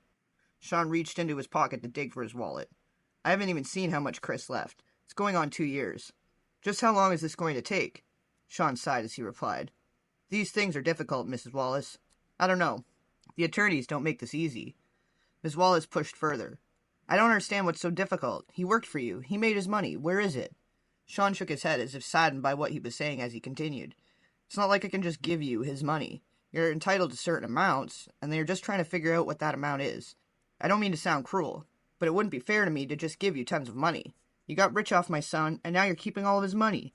Sean kept as cool as he replied, "I'm afraid business isn't that cut and dry, Ms. Wallace. I paid for publishing, publicity. I mean, in all actuality, it's going to be straightforward. Ms. Wallace, Chris probably owed me money. I won't know until it's all worked out." The anger in Miss Wallace's voice barely overshadowed the pain, or perhaps it magnified it, as she uttered the only word she...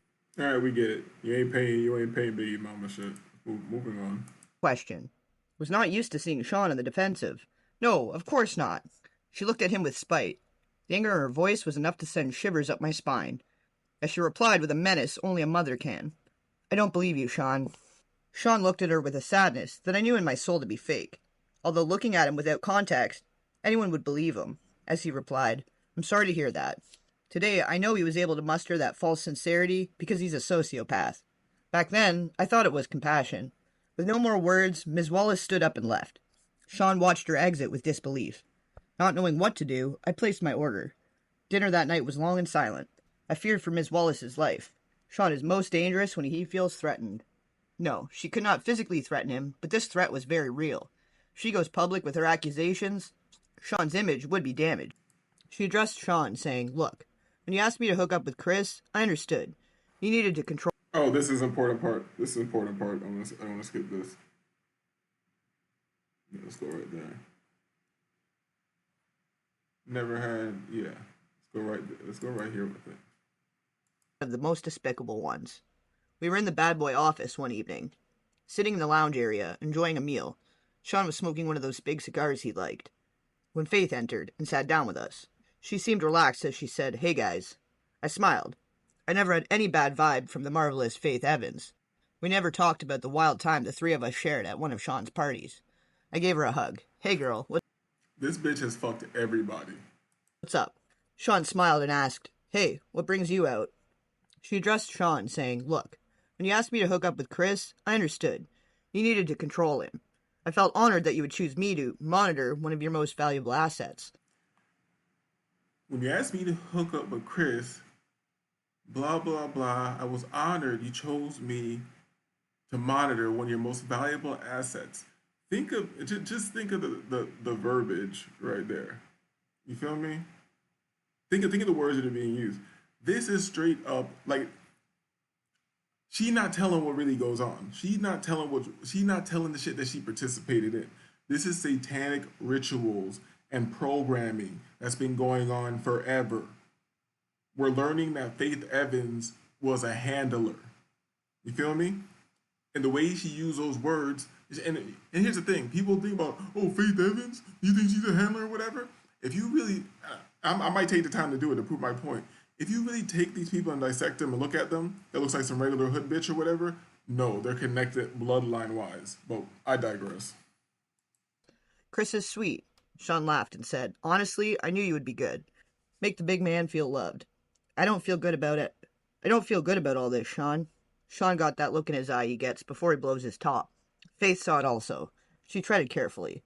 "Sean, you know I'm as loyal as they come." Sean leaned forward, unintentionally threatening, and said in a low tone, "Yeah? But Sean, Chris and I had a child together." Sean leaned back. He let out a deep breath. "I'm going to take care of you. You're not like Chris. You're loyal." Faith had a tear in her eye as she responded. "He didn't have to die." This is getting very touchy. Did she know? Did she suspect? Was this her trying to find out if Sean intentionally killed Biggie? I wanted to ask, but of course there was no way of doing that. This is so crazy. Sean sighed and replied, "He didn't. Don't get me wrong. I miss him. But he was leaving me anyway. No one cares about my pain." Classic narcissistic Sean. It's all about him. I was sickened for a moment. But this next sentence made me feel for him anyway. I wanted to share all of this with him. He was my man. Faith couldn't hide the anger that flared in her eyes, but she knew who she was talking to. She was careful as she spoke. "Sean, you have your friends you share things with." Sean sat forward again, this time with malicious intention, as he queried, "The fuck is that supposed to mean?" Chris had no one, only you. Sean lost it. "That fat fuck, and that other piece of shit I had you fuck?" I interjected, well in shock. "You had her fuck Pac?" Sean glared at me as he answered, "Yes, fucking Pac." Yo, look at Diddy's a mastermind. Those motherfuckers were going to try to start their own label and compete with me. Me. After all I did for that fat fuck. Nah, I wasn't using resources to protect that motherfucker. No fucking way. As Faith started to cry, Sean looked at her and softened slightly. He spoke a little calmer. "Look, I didn't hate him. I was hurt, but I didn't hate him. I'll make sure you and CJ are taken care of." Without words, Faith got up to leave. As she turned, Sean spoke softly. "Faith?"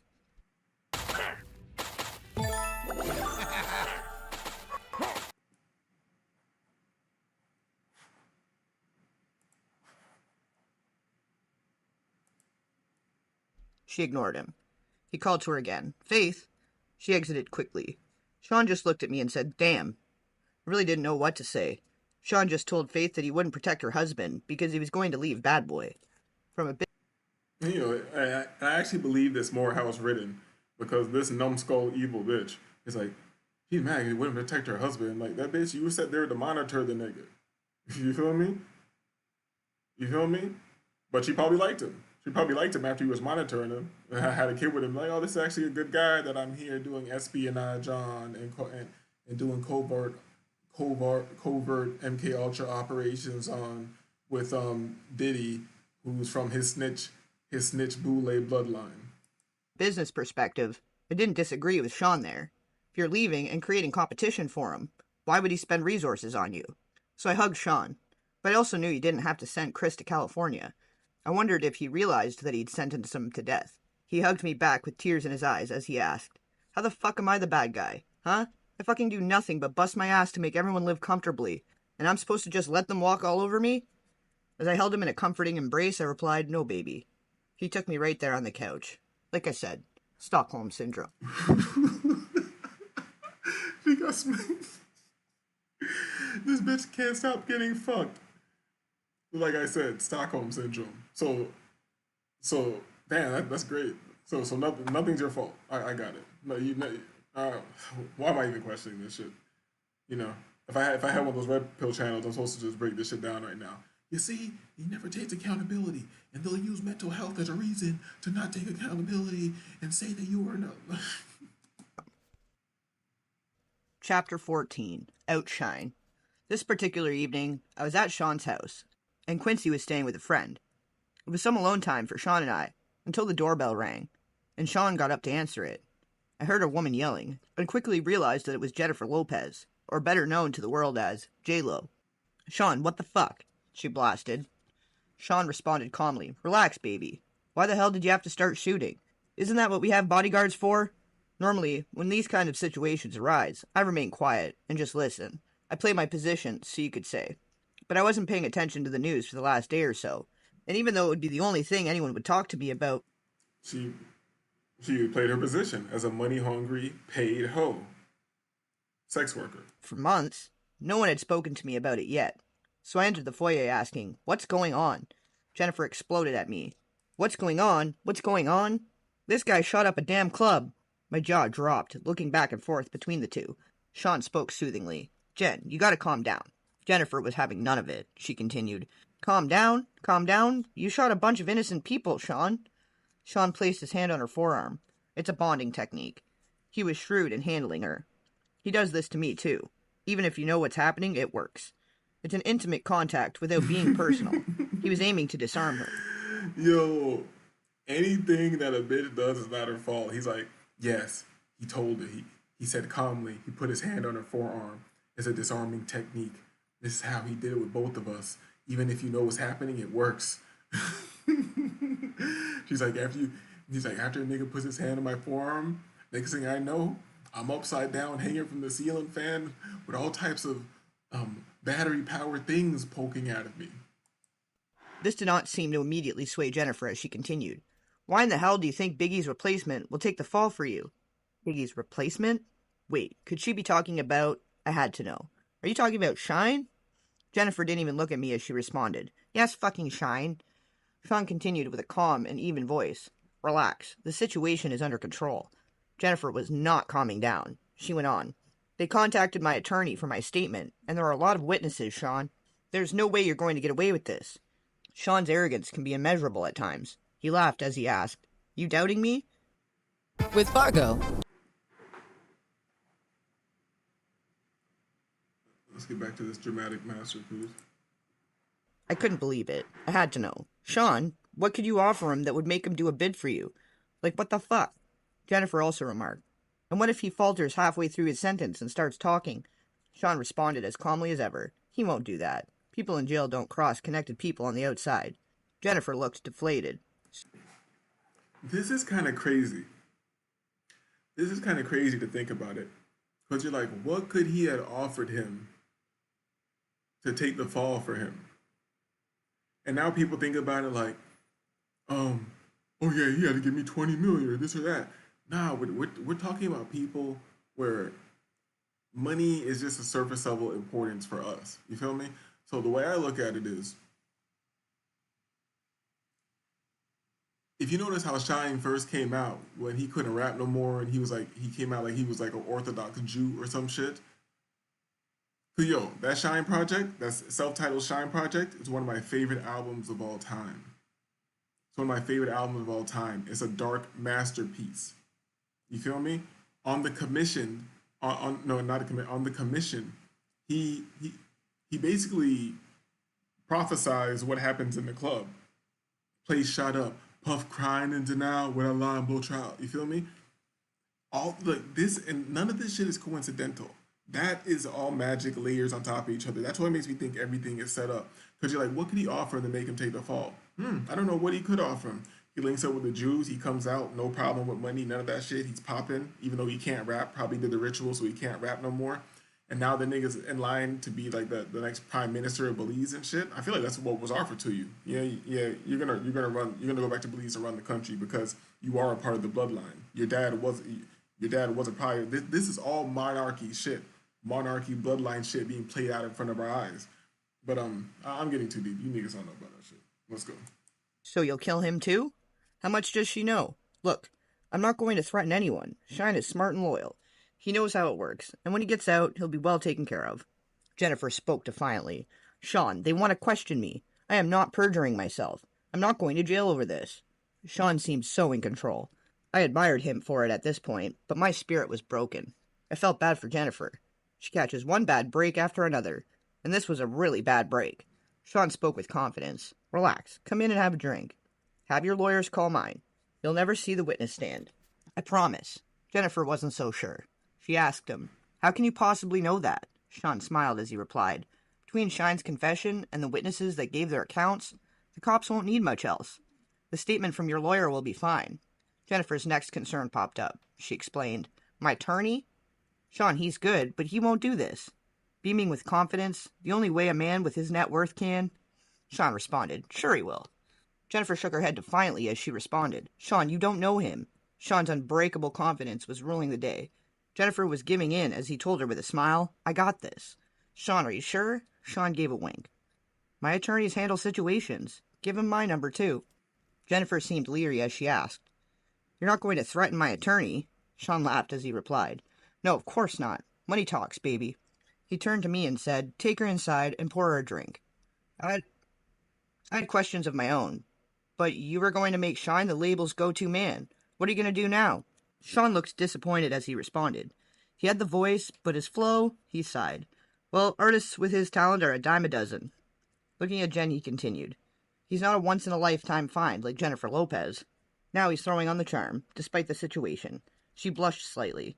Sean continued. Let's grab that drink. Let me handle this attorney situation. Relax. Don't worry. We left the foyer and went to have a seat in the living room. He tried to make a threesome happen that night. It didn't work out. Not that day. It didn't work out. Not that day. This bitch fucked everybody. 15. Queen bitch. Kimora Simmons and I went out to have drinks. She was looking at me seductively, and I was turned on. We were going to go back to my place afterwards, but suddenly after a sip of my drink, I felt like I had to vomit. Attention retiree. Like I said, this bitch can't stop fucking throughout this whole story. Men, women, animals. I excused myself and barely made it to the ladies' room. When I came back, Kimora asked, you feeling okay? I'm fine. I've been under the weather the last couple of days. I think I'll head home. She said, your breasts are looking kind of plump there, girl. Embarrassed, I whispered, not in public. She replied simply, are you pregnant? I was taken completely aback. Why the hell would you say that? She let it sit there for a minute. I bet in her head she was like, wait for it, wait for it. Then it hit me. Shit. She gave me a minute before continuing. So what are you gonna do? I didn't understand. Gonna do? If it's not Sean's, fuck. If it is... With the shock wearing off, the scope of the situation began to take hold.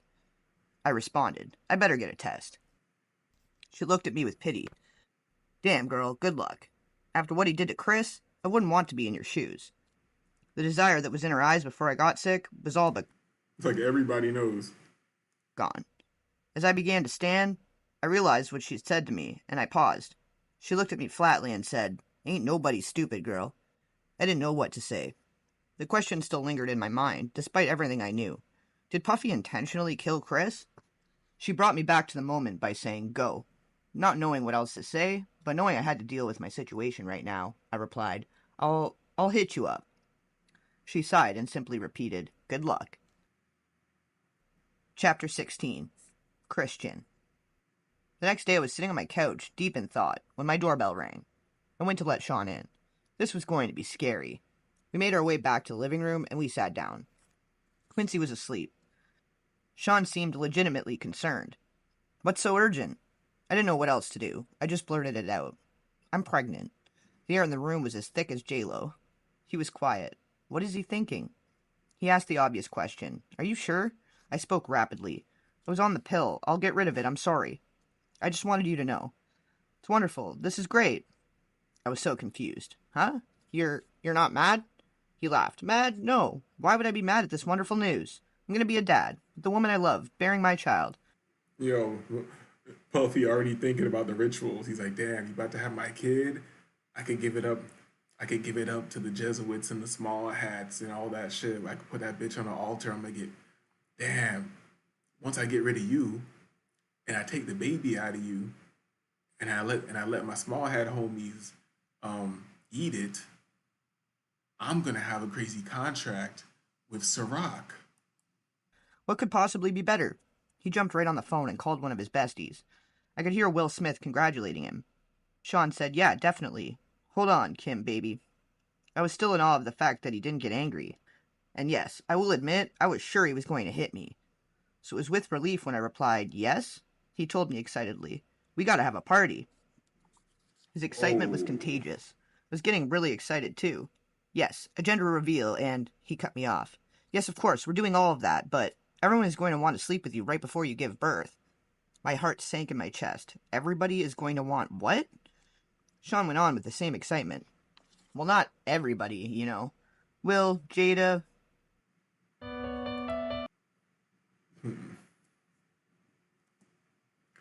Ritual time. You guys hear what's going on right now. Ritual time. Sean, I'm having your baby. Let's let her break that down again so you understand. Like a freebie sacrifice, probably extra powerful because it's its own seed. Facts.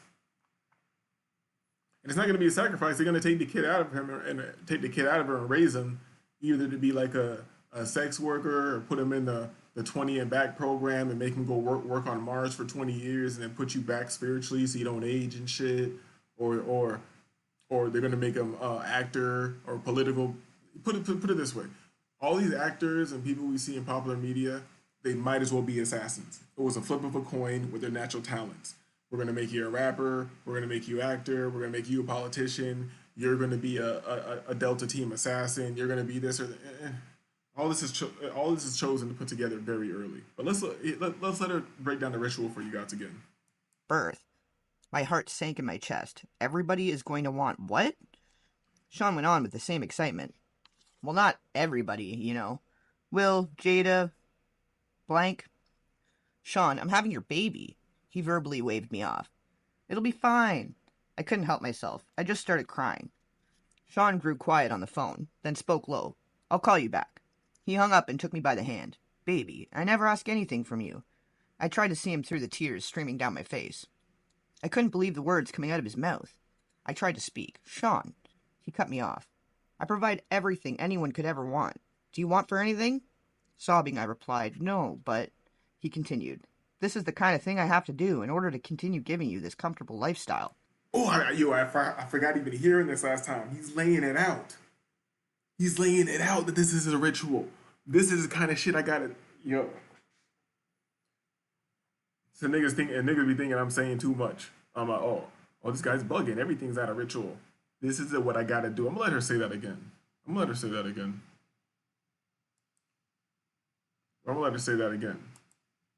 Feel me? Party. His excitement was contagious. I was getting really excited too. Yes, a gender reveal, and he cut me off. Yes, of course, we're doing all of that, but everyone is going to want to sleep with you right before you give birth. My heart sank in my chest. Everybody is going to want what? Sean went on with the same excitement. Well, not everybody, you know. Will, Jada, blank. Sean, I'm having your baby. Everybody's gonna want to sleep with you. He didn't say while you're pregnant. He said right before you give birth. That is a ritual. Verbally waved me off. It'll be fine. I couldn't help myself. I just started crying. Sean grew quiet on the phone, then spoke low. I'll call you back. He hung up and took me by the hand. Baby, I never ask anything from you. I tried to see him through the tears streaming down my face. I couldn't believe the words coming out of his mouth. I tried to speak. Sean. He cut me off. I provide everything anyone could ever want. Do you want for anything? Sobbing, I replied, no, but... He continued. This is the kind of thing I have to do in order to continue giving you this comfortable lifestyle, where you live in the lap of luxury, and get to be on TV shows and in movies. I know you don't want this, but do you want all of this to go away? A whimper is all I could manage. No. He continued softly. Then we gotta do this. But Sean, I don't believe in all this spiritual crazy shit. We got here because you're brilliant, not because of the sex parties. He replied, do you trust me? No, bitch. The nigga's not brilliant. And this is what you people, I know my niggas in the audience, so I'm talking to the general person, the masses need to understand. Stop worshiping these people, celebrities and shit, as if they have some talent, they're better than you. No, they're not better than you. You're most likely better than them. You're most likely better than them. They're just not doing sex party rituals. You feel me? You feel me? And let this play. I did. My soul was so broken. I did, I responded. Yes. He sighed as he said, then let's do what we need to do. Keep what we have. As I nodded yes, he pulled me in to hug me. Thank you, baby. We're going to have a beautiful baby. He ordered me some food, and that night, I cried myself to sleep. I was going to be gangbanged at 9 months pregnant. I want my children out of this life. My child's going to have a good, biblical name. She already accepted it. Because he gave her a choice. It's just like the devil gives you a choice. That's why I love being disagreeable, and we are disagreeable, and I am disagreeable. That's why I love this shit, man. You see, he's like, you see the lifestyle you have here? You have everything, right? You don't want to lose it. This is what we have to do, right? She's like, yeah. Like, I'm like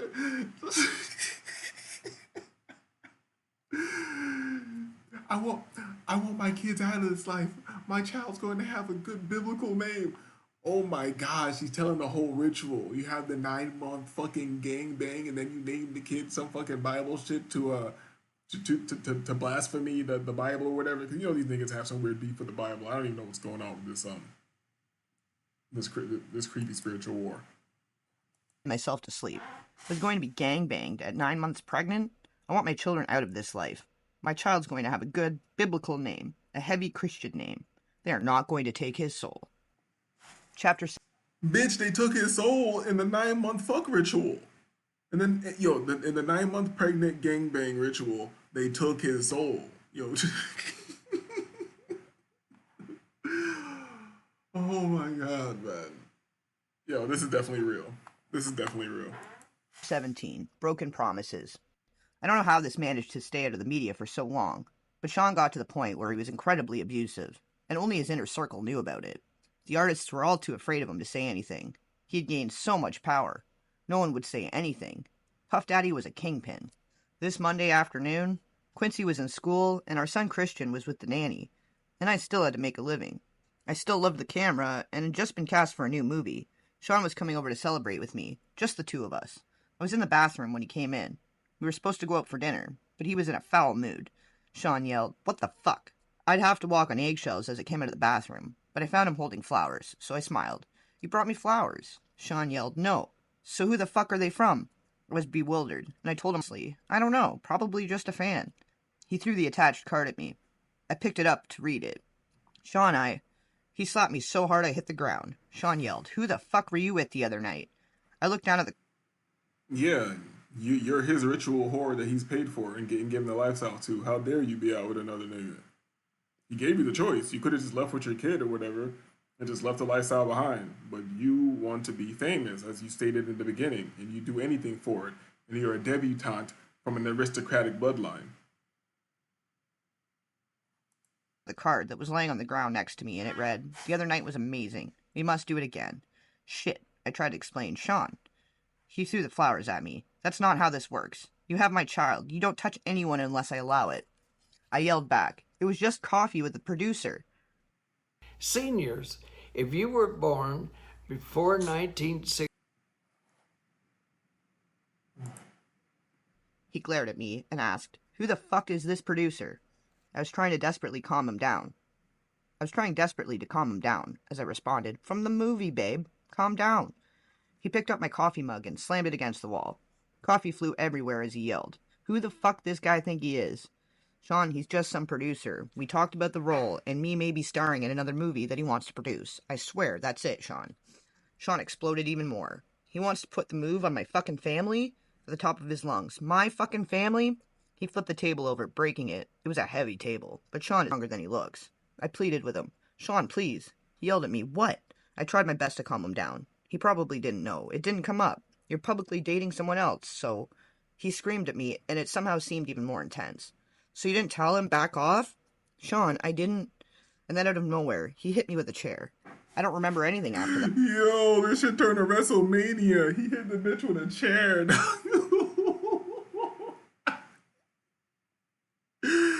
Yo, how am I not supposed to laugh at this shit?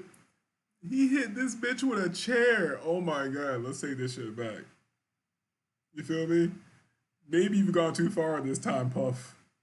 Maybe you've gone too far this time, Puff. This is your baby mama, nigga. This ain't the Undertaker or Kane or any of them niggas.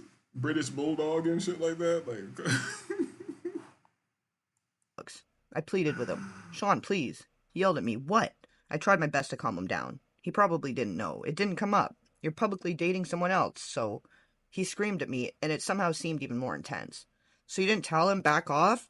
"Sean, I didn't..." And then out of nowhere, he hit me with a chair. I don't remember anything after that, until I woke up in a hospital room. I wouldn't remember shit either.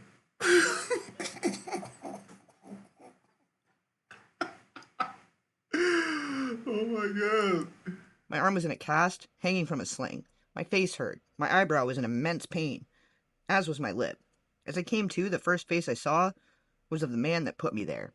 Sean asked with concern in his voice, "How are you feeling?" I responded, "Stay away from me. I'm sorry. I don't know what came over me. Save it for the lawyers. Stay away from me." We were in a private hospital room, and no one would hear me. I could scream like my life depended on it, and it wouldn't matter. If I did ring for assistance, I wouldn't get any. He kept going. I was just so jealous. You know how I am. He took hold of my left arm, the one that was not slung up in a cast. "You have her..." Oh shit, he's touching the bitch's forearm. You heard about the forearm programming she told you about earlier. It's over for her ass. "Beautiful son. Our family. It's just..." At that point, I'd had enough. "The one you slutted out right before giving birth? Are you fucking..." Hey. It's kind of gross, but I like how she said that. She got slutted out. Was not slung up in a cast. "You have our beautiful son. Our family. It's just..." At that point, I'd had enough. "The one you slutted out right before..." Damn, so she did the ritual. That means Jada Pinkett was eating the pregnant 9-month box. Will Smith was hitting it. You feel me? She was hitting Will Smith with the fucking, ew, dog, yo. Clive Davis was there. Lucian Grange, Lear Cohen hit this bitch. Who else? Busta Rhymes hit this bitch. Snoop Dogg. You know Snoop Dogg pulled up. He's like, yo, Snoop. He's like, Snoop, what's up, nephew? He's like, oh, you coming to the satanic ritual orgy? He's like, for shizzle. "For giving birth? Are you fucking shitting me? Stay away from me. Don't come near me or my kids." He continued to plead. "I'm sorry, baby, I promise. I'll never put my hands on you again, I swear. I've heard this song one too many times." I spoke through gritted teeth. "If you come near me or my kids again, I'm calling the cops." A flash of anger returned. "You would use my kid to threaten me." But then he caught himself. "I understand you're angry." I glared at him as I cut him off. "I'm serious, Sean." He spoke blandly, with no energy. "And tell them what? That you had a car..." Well, I'm guessing she's at the last straw. She's like, you know what? That's it. All these gangbangs every week, and you slapping me every 3 days, and then probably giving you STDs and all this shit and all this. He's like, you know what the last straw is? You throwing a fucking chair at me and me waking up in the hospital. Car accident? They'll pity you. That you hit your head? He was going to make me look crazy. They were going to believe him. He was a kingpin. You're a fucking bastard. Sean spent the next 6 months helping me heal and working his way back into my life and into my bed. I was so damn stupid. Damn, nigga smash you after hitting you across. I think we've had it wrong on the internet, dog. All these PUAs and shit. This is real game. This is real game. Just throw an office chair at a bitch if you're trying to get closer to her. Stupid. And of course, I wasn't cast for either movie. From what I understand, the producer died of pneumonia. Chapter 18. Sweet Goodbyes. Like, you know what? That's the last straw.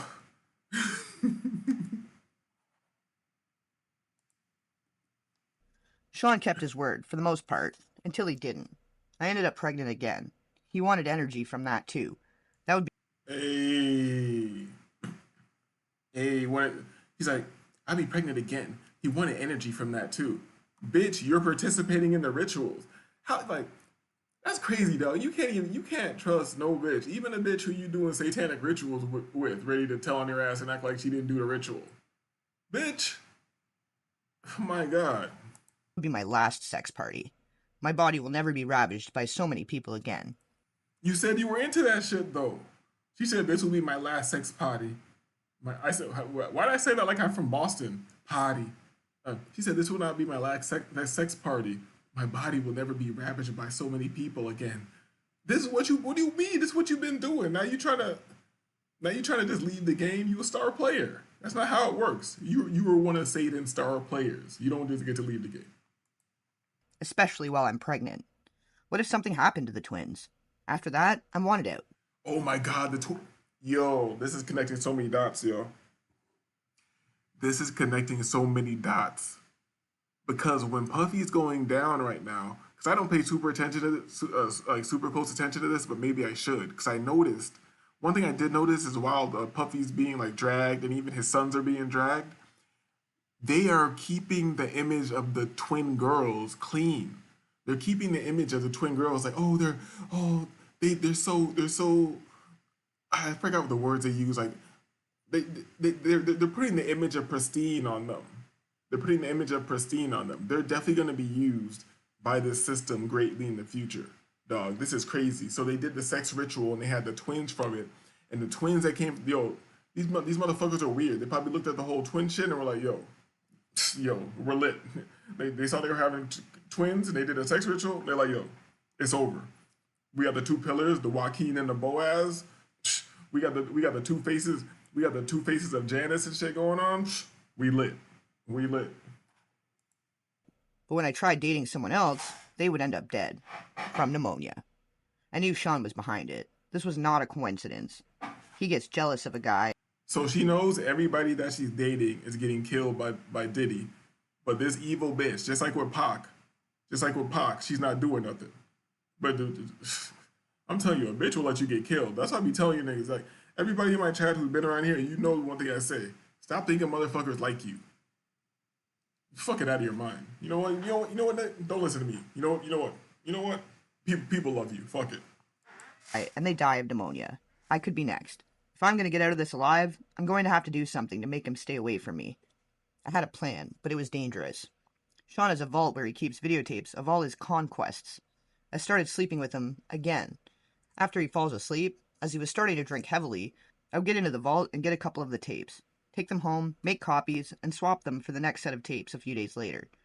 It took weeks to get them all copied, and he never knew that I had them. This was my way out. Some of the tapes had things I would never have expected. The gay parties are one thing, but the young boys, like Usher, Little Bow Wow, and Justin Bieber... You heard it here first.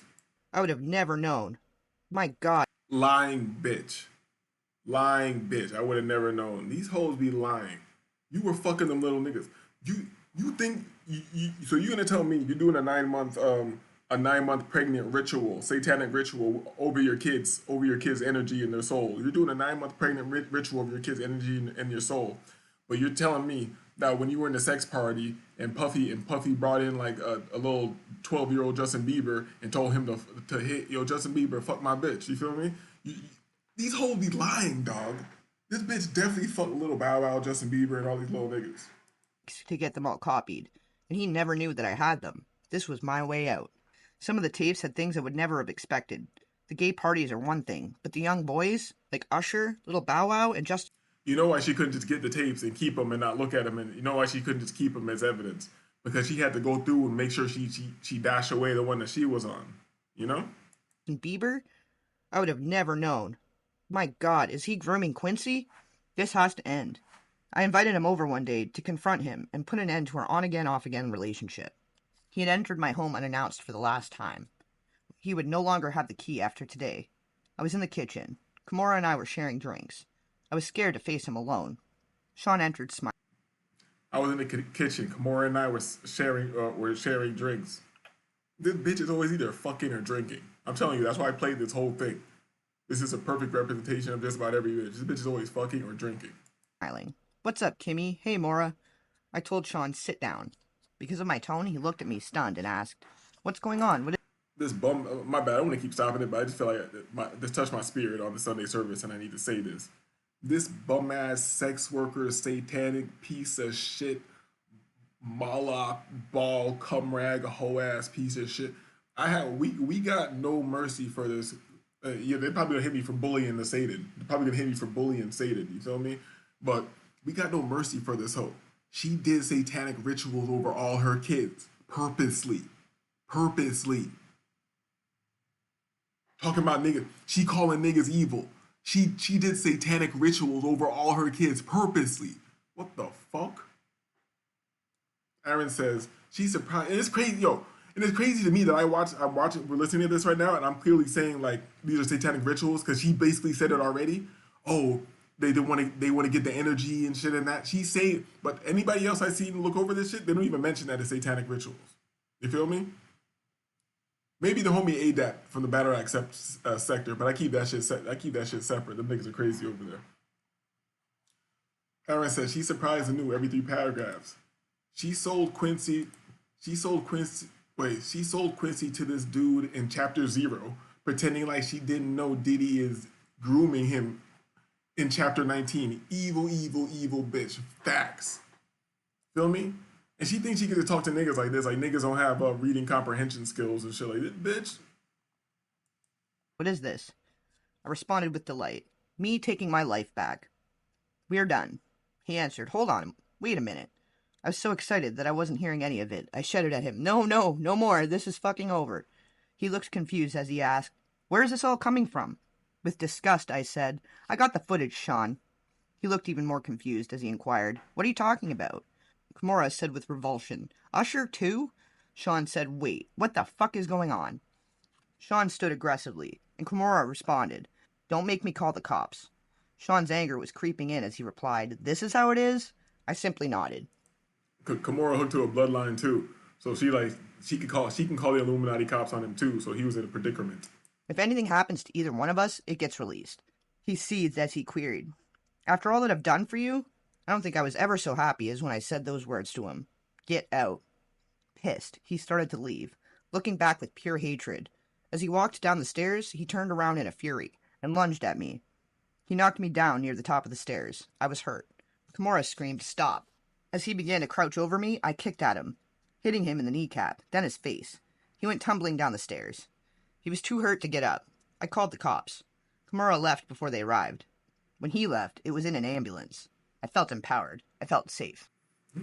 This is some real girl power movie shit. You feel me? That's like, you know, I'm inclined to think everything's fake. You know, even though I think this is real, I'm inclined to think everything's fake. This is some girl power movement shit. Like, this is some what love's got to do with it. She finally fought the nigga in the car. You know what I'm saying? The Sean Combs days had finally come to an end. Chapter 19. Finale. Things were okay. For a while. I started dating again. It was almost normal until I got serious with someone. Then my boyfriend died. Of pneumonia. I knew it was Sean. Again.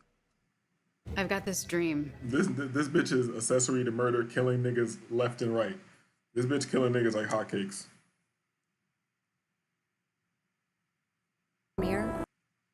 This bitch killing niggas like hotcakes. That's when I decided to write this book. A few days ago, my home was burglarized. Only laptops were stolen. I know it was that bastard, or his goons. Of course, I had a copy in the cloud that I was able to easily download here onto this new computer. As I continue to write now, I'll send this into the cloud as well. I'll send out copies via email, and my Google Drive password will be attached, so the missing chapters can be accessed. This book must get out. There are so many more chapters to add. This outline is a great start. I have to organize the rest of the chapters and add them in, little by little. I plan on spending today working on exactly that, but not feeling very well. Thank God the kids aren't here this weekend, so I can rest. I called Kimura to cancel our tentative plans for a meetup. When I spoke to her, she said, "Girl, that doesn't sound like the flu. You want to go to the hospital?" That didn't immediately alarm me. I just need some rest, I told her, and quickly got off the phone. But why can't I get my doctor? Why won't he pick up the phone? Oh no. I called Sean from my bedroom, where I'm lying in my bed. All I could think about was the kids. My babies who are with this monster. The man that I now suspect of having done this to me. Sean picked up, with an air of superiority. You thinking about the kids now? You weren't thinking about the kids when you signed them over to Satan with the 9-month pregnancy gangbang ritual? You're concerned about the kids now. You're concerned about the kids now. Now when you sign them over to Satan with the superiority in his tone. That let me know it was too late for me. He spoke confidently into the phone. "Hello?" I screamed at him. "You bastard. I have your fucking children." "What are you talking about? The kids are with me," he replied with a mocking innocence. "There's literally nothing I can do. I can only ask, did you ever love me?" Instead of answering the question, he responded, "The most important thing to me in the world is loyalty." I couldn't believe it. I had to ask, even though I understood. "What the fuck does that mean?" With the same feigned innocence, he mocked. "Kim, is something wrong?" He was going to continue this game to the bitter end. I asked one last time, "How could you?" Again, with the narcissism I had now come to despise, he responded, "How could I? Do what? I gave you everything. You went to someone else. You left me just like everyone else did. You ask, how could I? How could I what?" I yelled, "Look what you did to everyone around you." There was only anger in his response. "So you're saying everyone leaves because of how I am? And you were going to expose me?" He had me burglarized. I knew it. I shouldn't have threatened him. I should have just published the book. I'm going to die like Heavy D, like Biggie, like Pac, like so many others, and it's because he is a monster, plain and simple. Before hanging up, I simply say, "That's not the only copy, you fuck." I can't believe Heavy D was on some Batiman business, man. Shout out to Heavy, man. Feel me? I used to chop it up with Heavy D. You know, when Twitter first came out. Twitter was fire first came out. If you had like the least bit of clout, you could chop it up with everybody. Then I shoot out a group text. I let everyone know. He got me. Then I call 911. As I sit here waiting for the ambulance, I'm writing this chapter and praying that I make it to the hospital. I don't feel like writing anymore. I may not be around to see it in print. It's okay. I'm sending it out. He won't get away with this. I will have my say, my final words. Sean Combs will get exposed, even if I lose my life doing it. My kids have always been my most cherished possessions. I want the world to know that. But more importantly, I want them to know. All right, bitch. All right. So POV. I thought this was the only thing harming my liver. Yeah. A lot of people think that alcohol is the only thing that affects their liver, which is scary. All right, so yeah, we barely made it through that. I can't listen to a bitch talk or a book a bitch wrote or whatever. But I'm glad we went through that so we could see the evil, the satanic evil of Kim Porter. They're acting like this bitch wasn't evil, and they didn't give us fucking satanic homunculus kids. Now I got to deal with these goddamn twin demons out here. They're probably going to be the first black twin presidents, 2 presidents at the same time, two black bitches. Man, oh my god, dog. Oh my god, the rituals get deep, dog. That shit was crazy. Aaron says never forget. Tupac lost a testicle over this hoe. You feel me? This bitch's body count is crazy, and people act like this Kim Porter bitch is a fucking victim. This bitch done killed so many niggas. This bitch put how many kids? She put 3 kids at least through satanic rituals, right? And signed them over to Satan. And I'm supposed to act like this bitch was a victim? This piece of shit? Fucking if Puffy did kill her, the garbage took out the garbage. You feel me? Garbage took out the garbage. But yeah, this lasted longer than I expected because I didn't expect to do this right now. I was just gonna come up here and I was gonna talk about how SOSUA was trash for a while. Hit the like button. button for me, please. Take this time as an opportunity to hit the like button. You know, a little Sunday service. Talk about how SOSUA is trash, dirty, musty litter box, and talk about what was the last one? Because I changed it for Kim Porter is evil. Whatever. The show's been going for a while. We'll save how SOSUA is trash for later because it's always going to be trash because it's garbage. You know what I'm saying? So we'll save that for later. And should I take us out of here with some Sunday service? You feel me? Hold on, give me a second. Give me a second. Give me a second.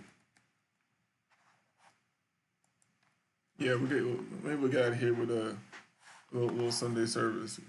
Let me do that for a second. See what I can do with this. There gonna be an AI video for this? Let's go, let's go.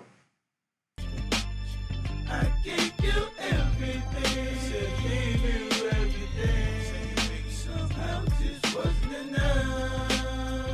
Just wasn't enough. Why would you hurt me? Yo, this is what Puffy was saying before he had to kill the bitch. He was like, I gave you everything.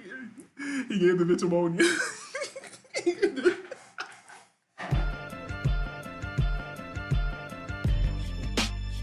I gave you everything, gave you everything. Somehow just wasn't enough.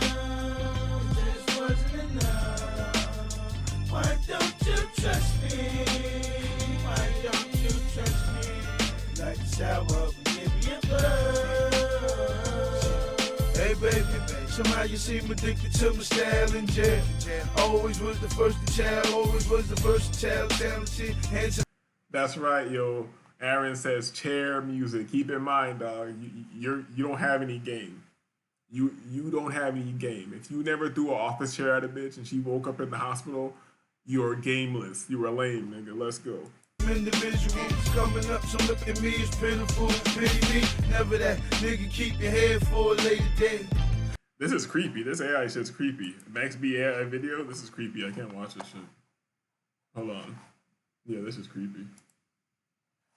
This is creepy. But yeah, this is disagreeable. I am disagreeable. We are disagreeable. Thank you for everybody that kicked it. You know, it's 10 o'clock. I'm gonna go get into some shit. The workout was glorious yesterday. Well, maybe we'll get another one in today. Everybody enjoy your Sunday. You feel me? If you're feeling any certain way, if you're feeling weird, you're feeling down, play the beginning of this show again. Play the beginning of the show again. Get that Jesus chant in your system. Get that the commission, a life that shows in your system. Play some gospel music, not because you're a good Christian or anything like that, because you understand energy. You understand energy. Aaron says that UK dude in Prince Sim /Chain needs that Diddy game. He does. Yo, let's not even talk about that guy, yo. But I appreciate y'all.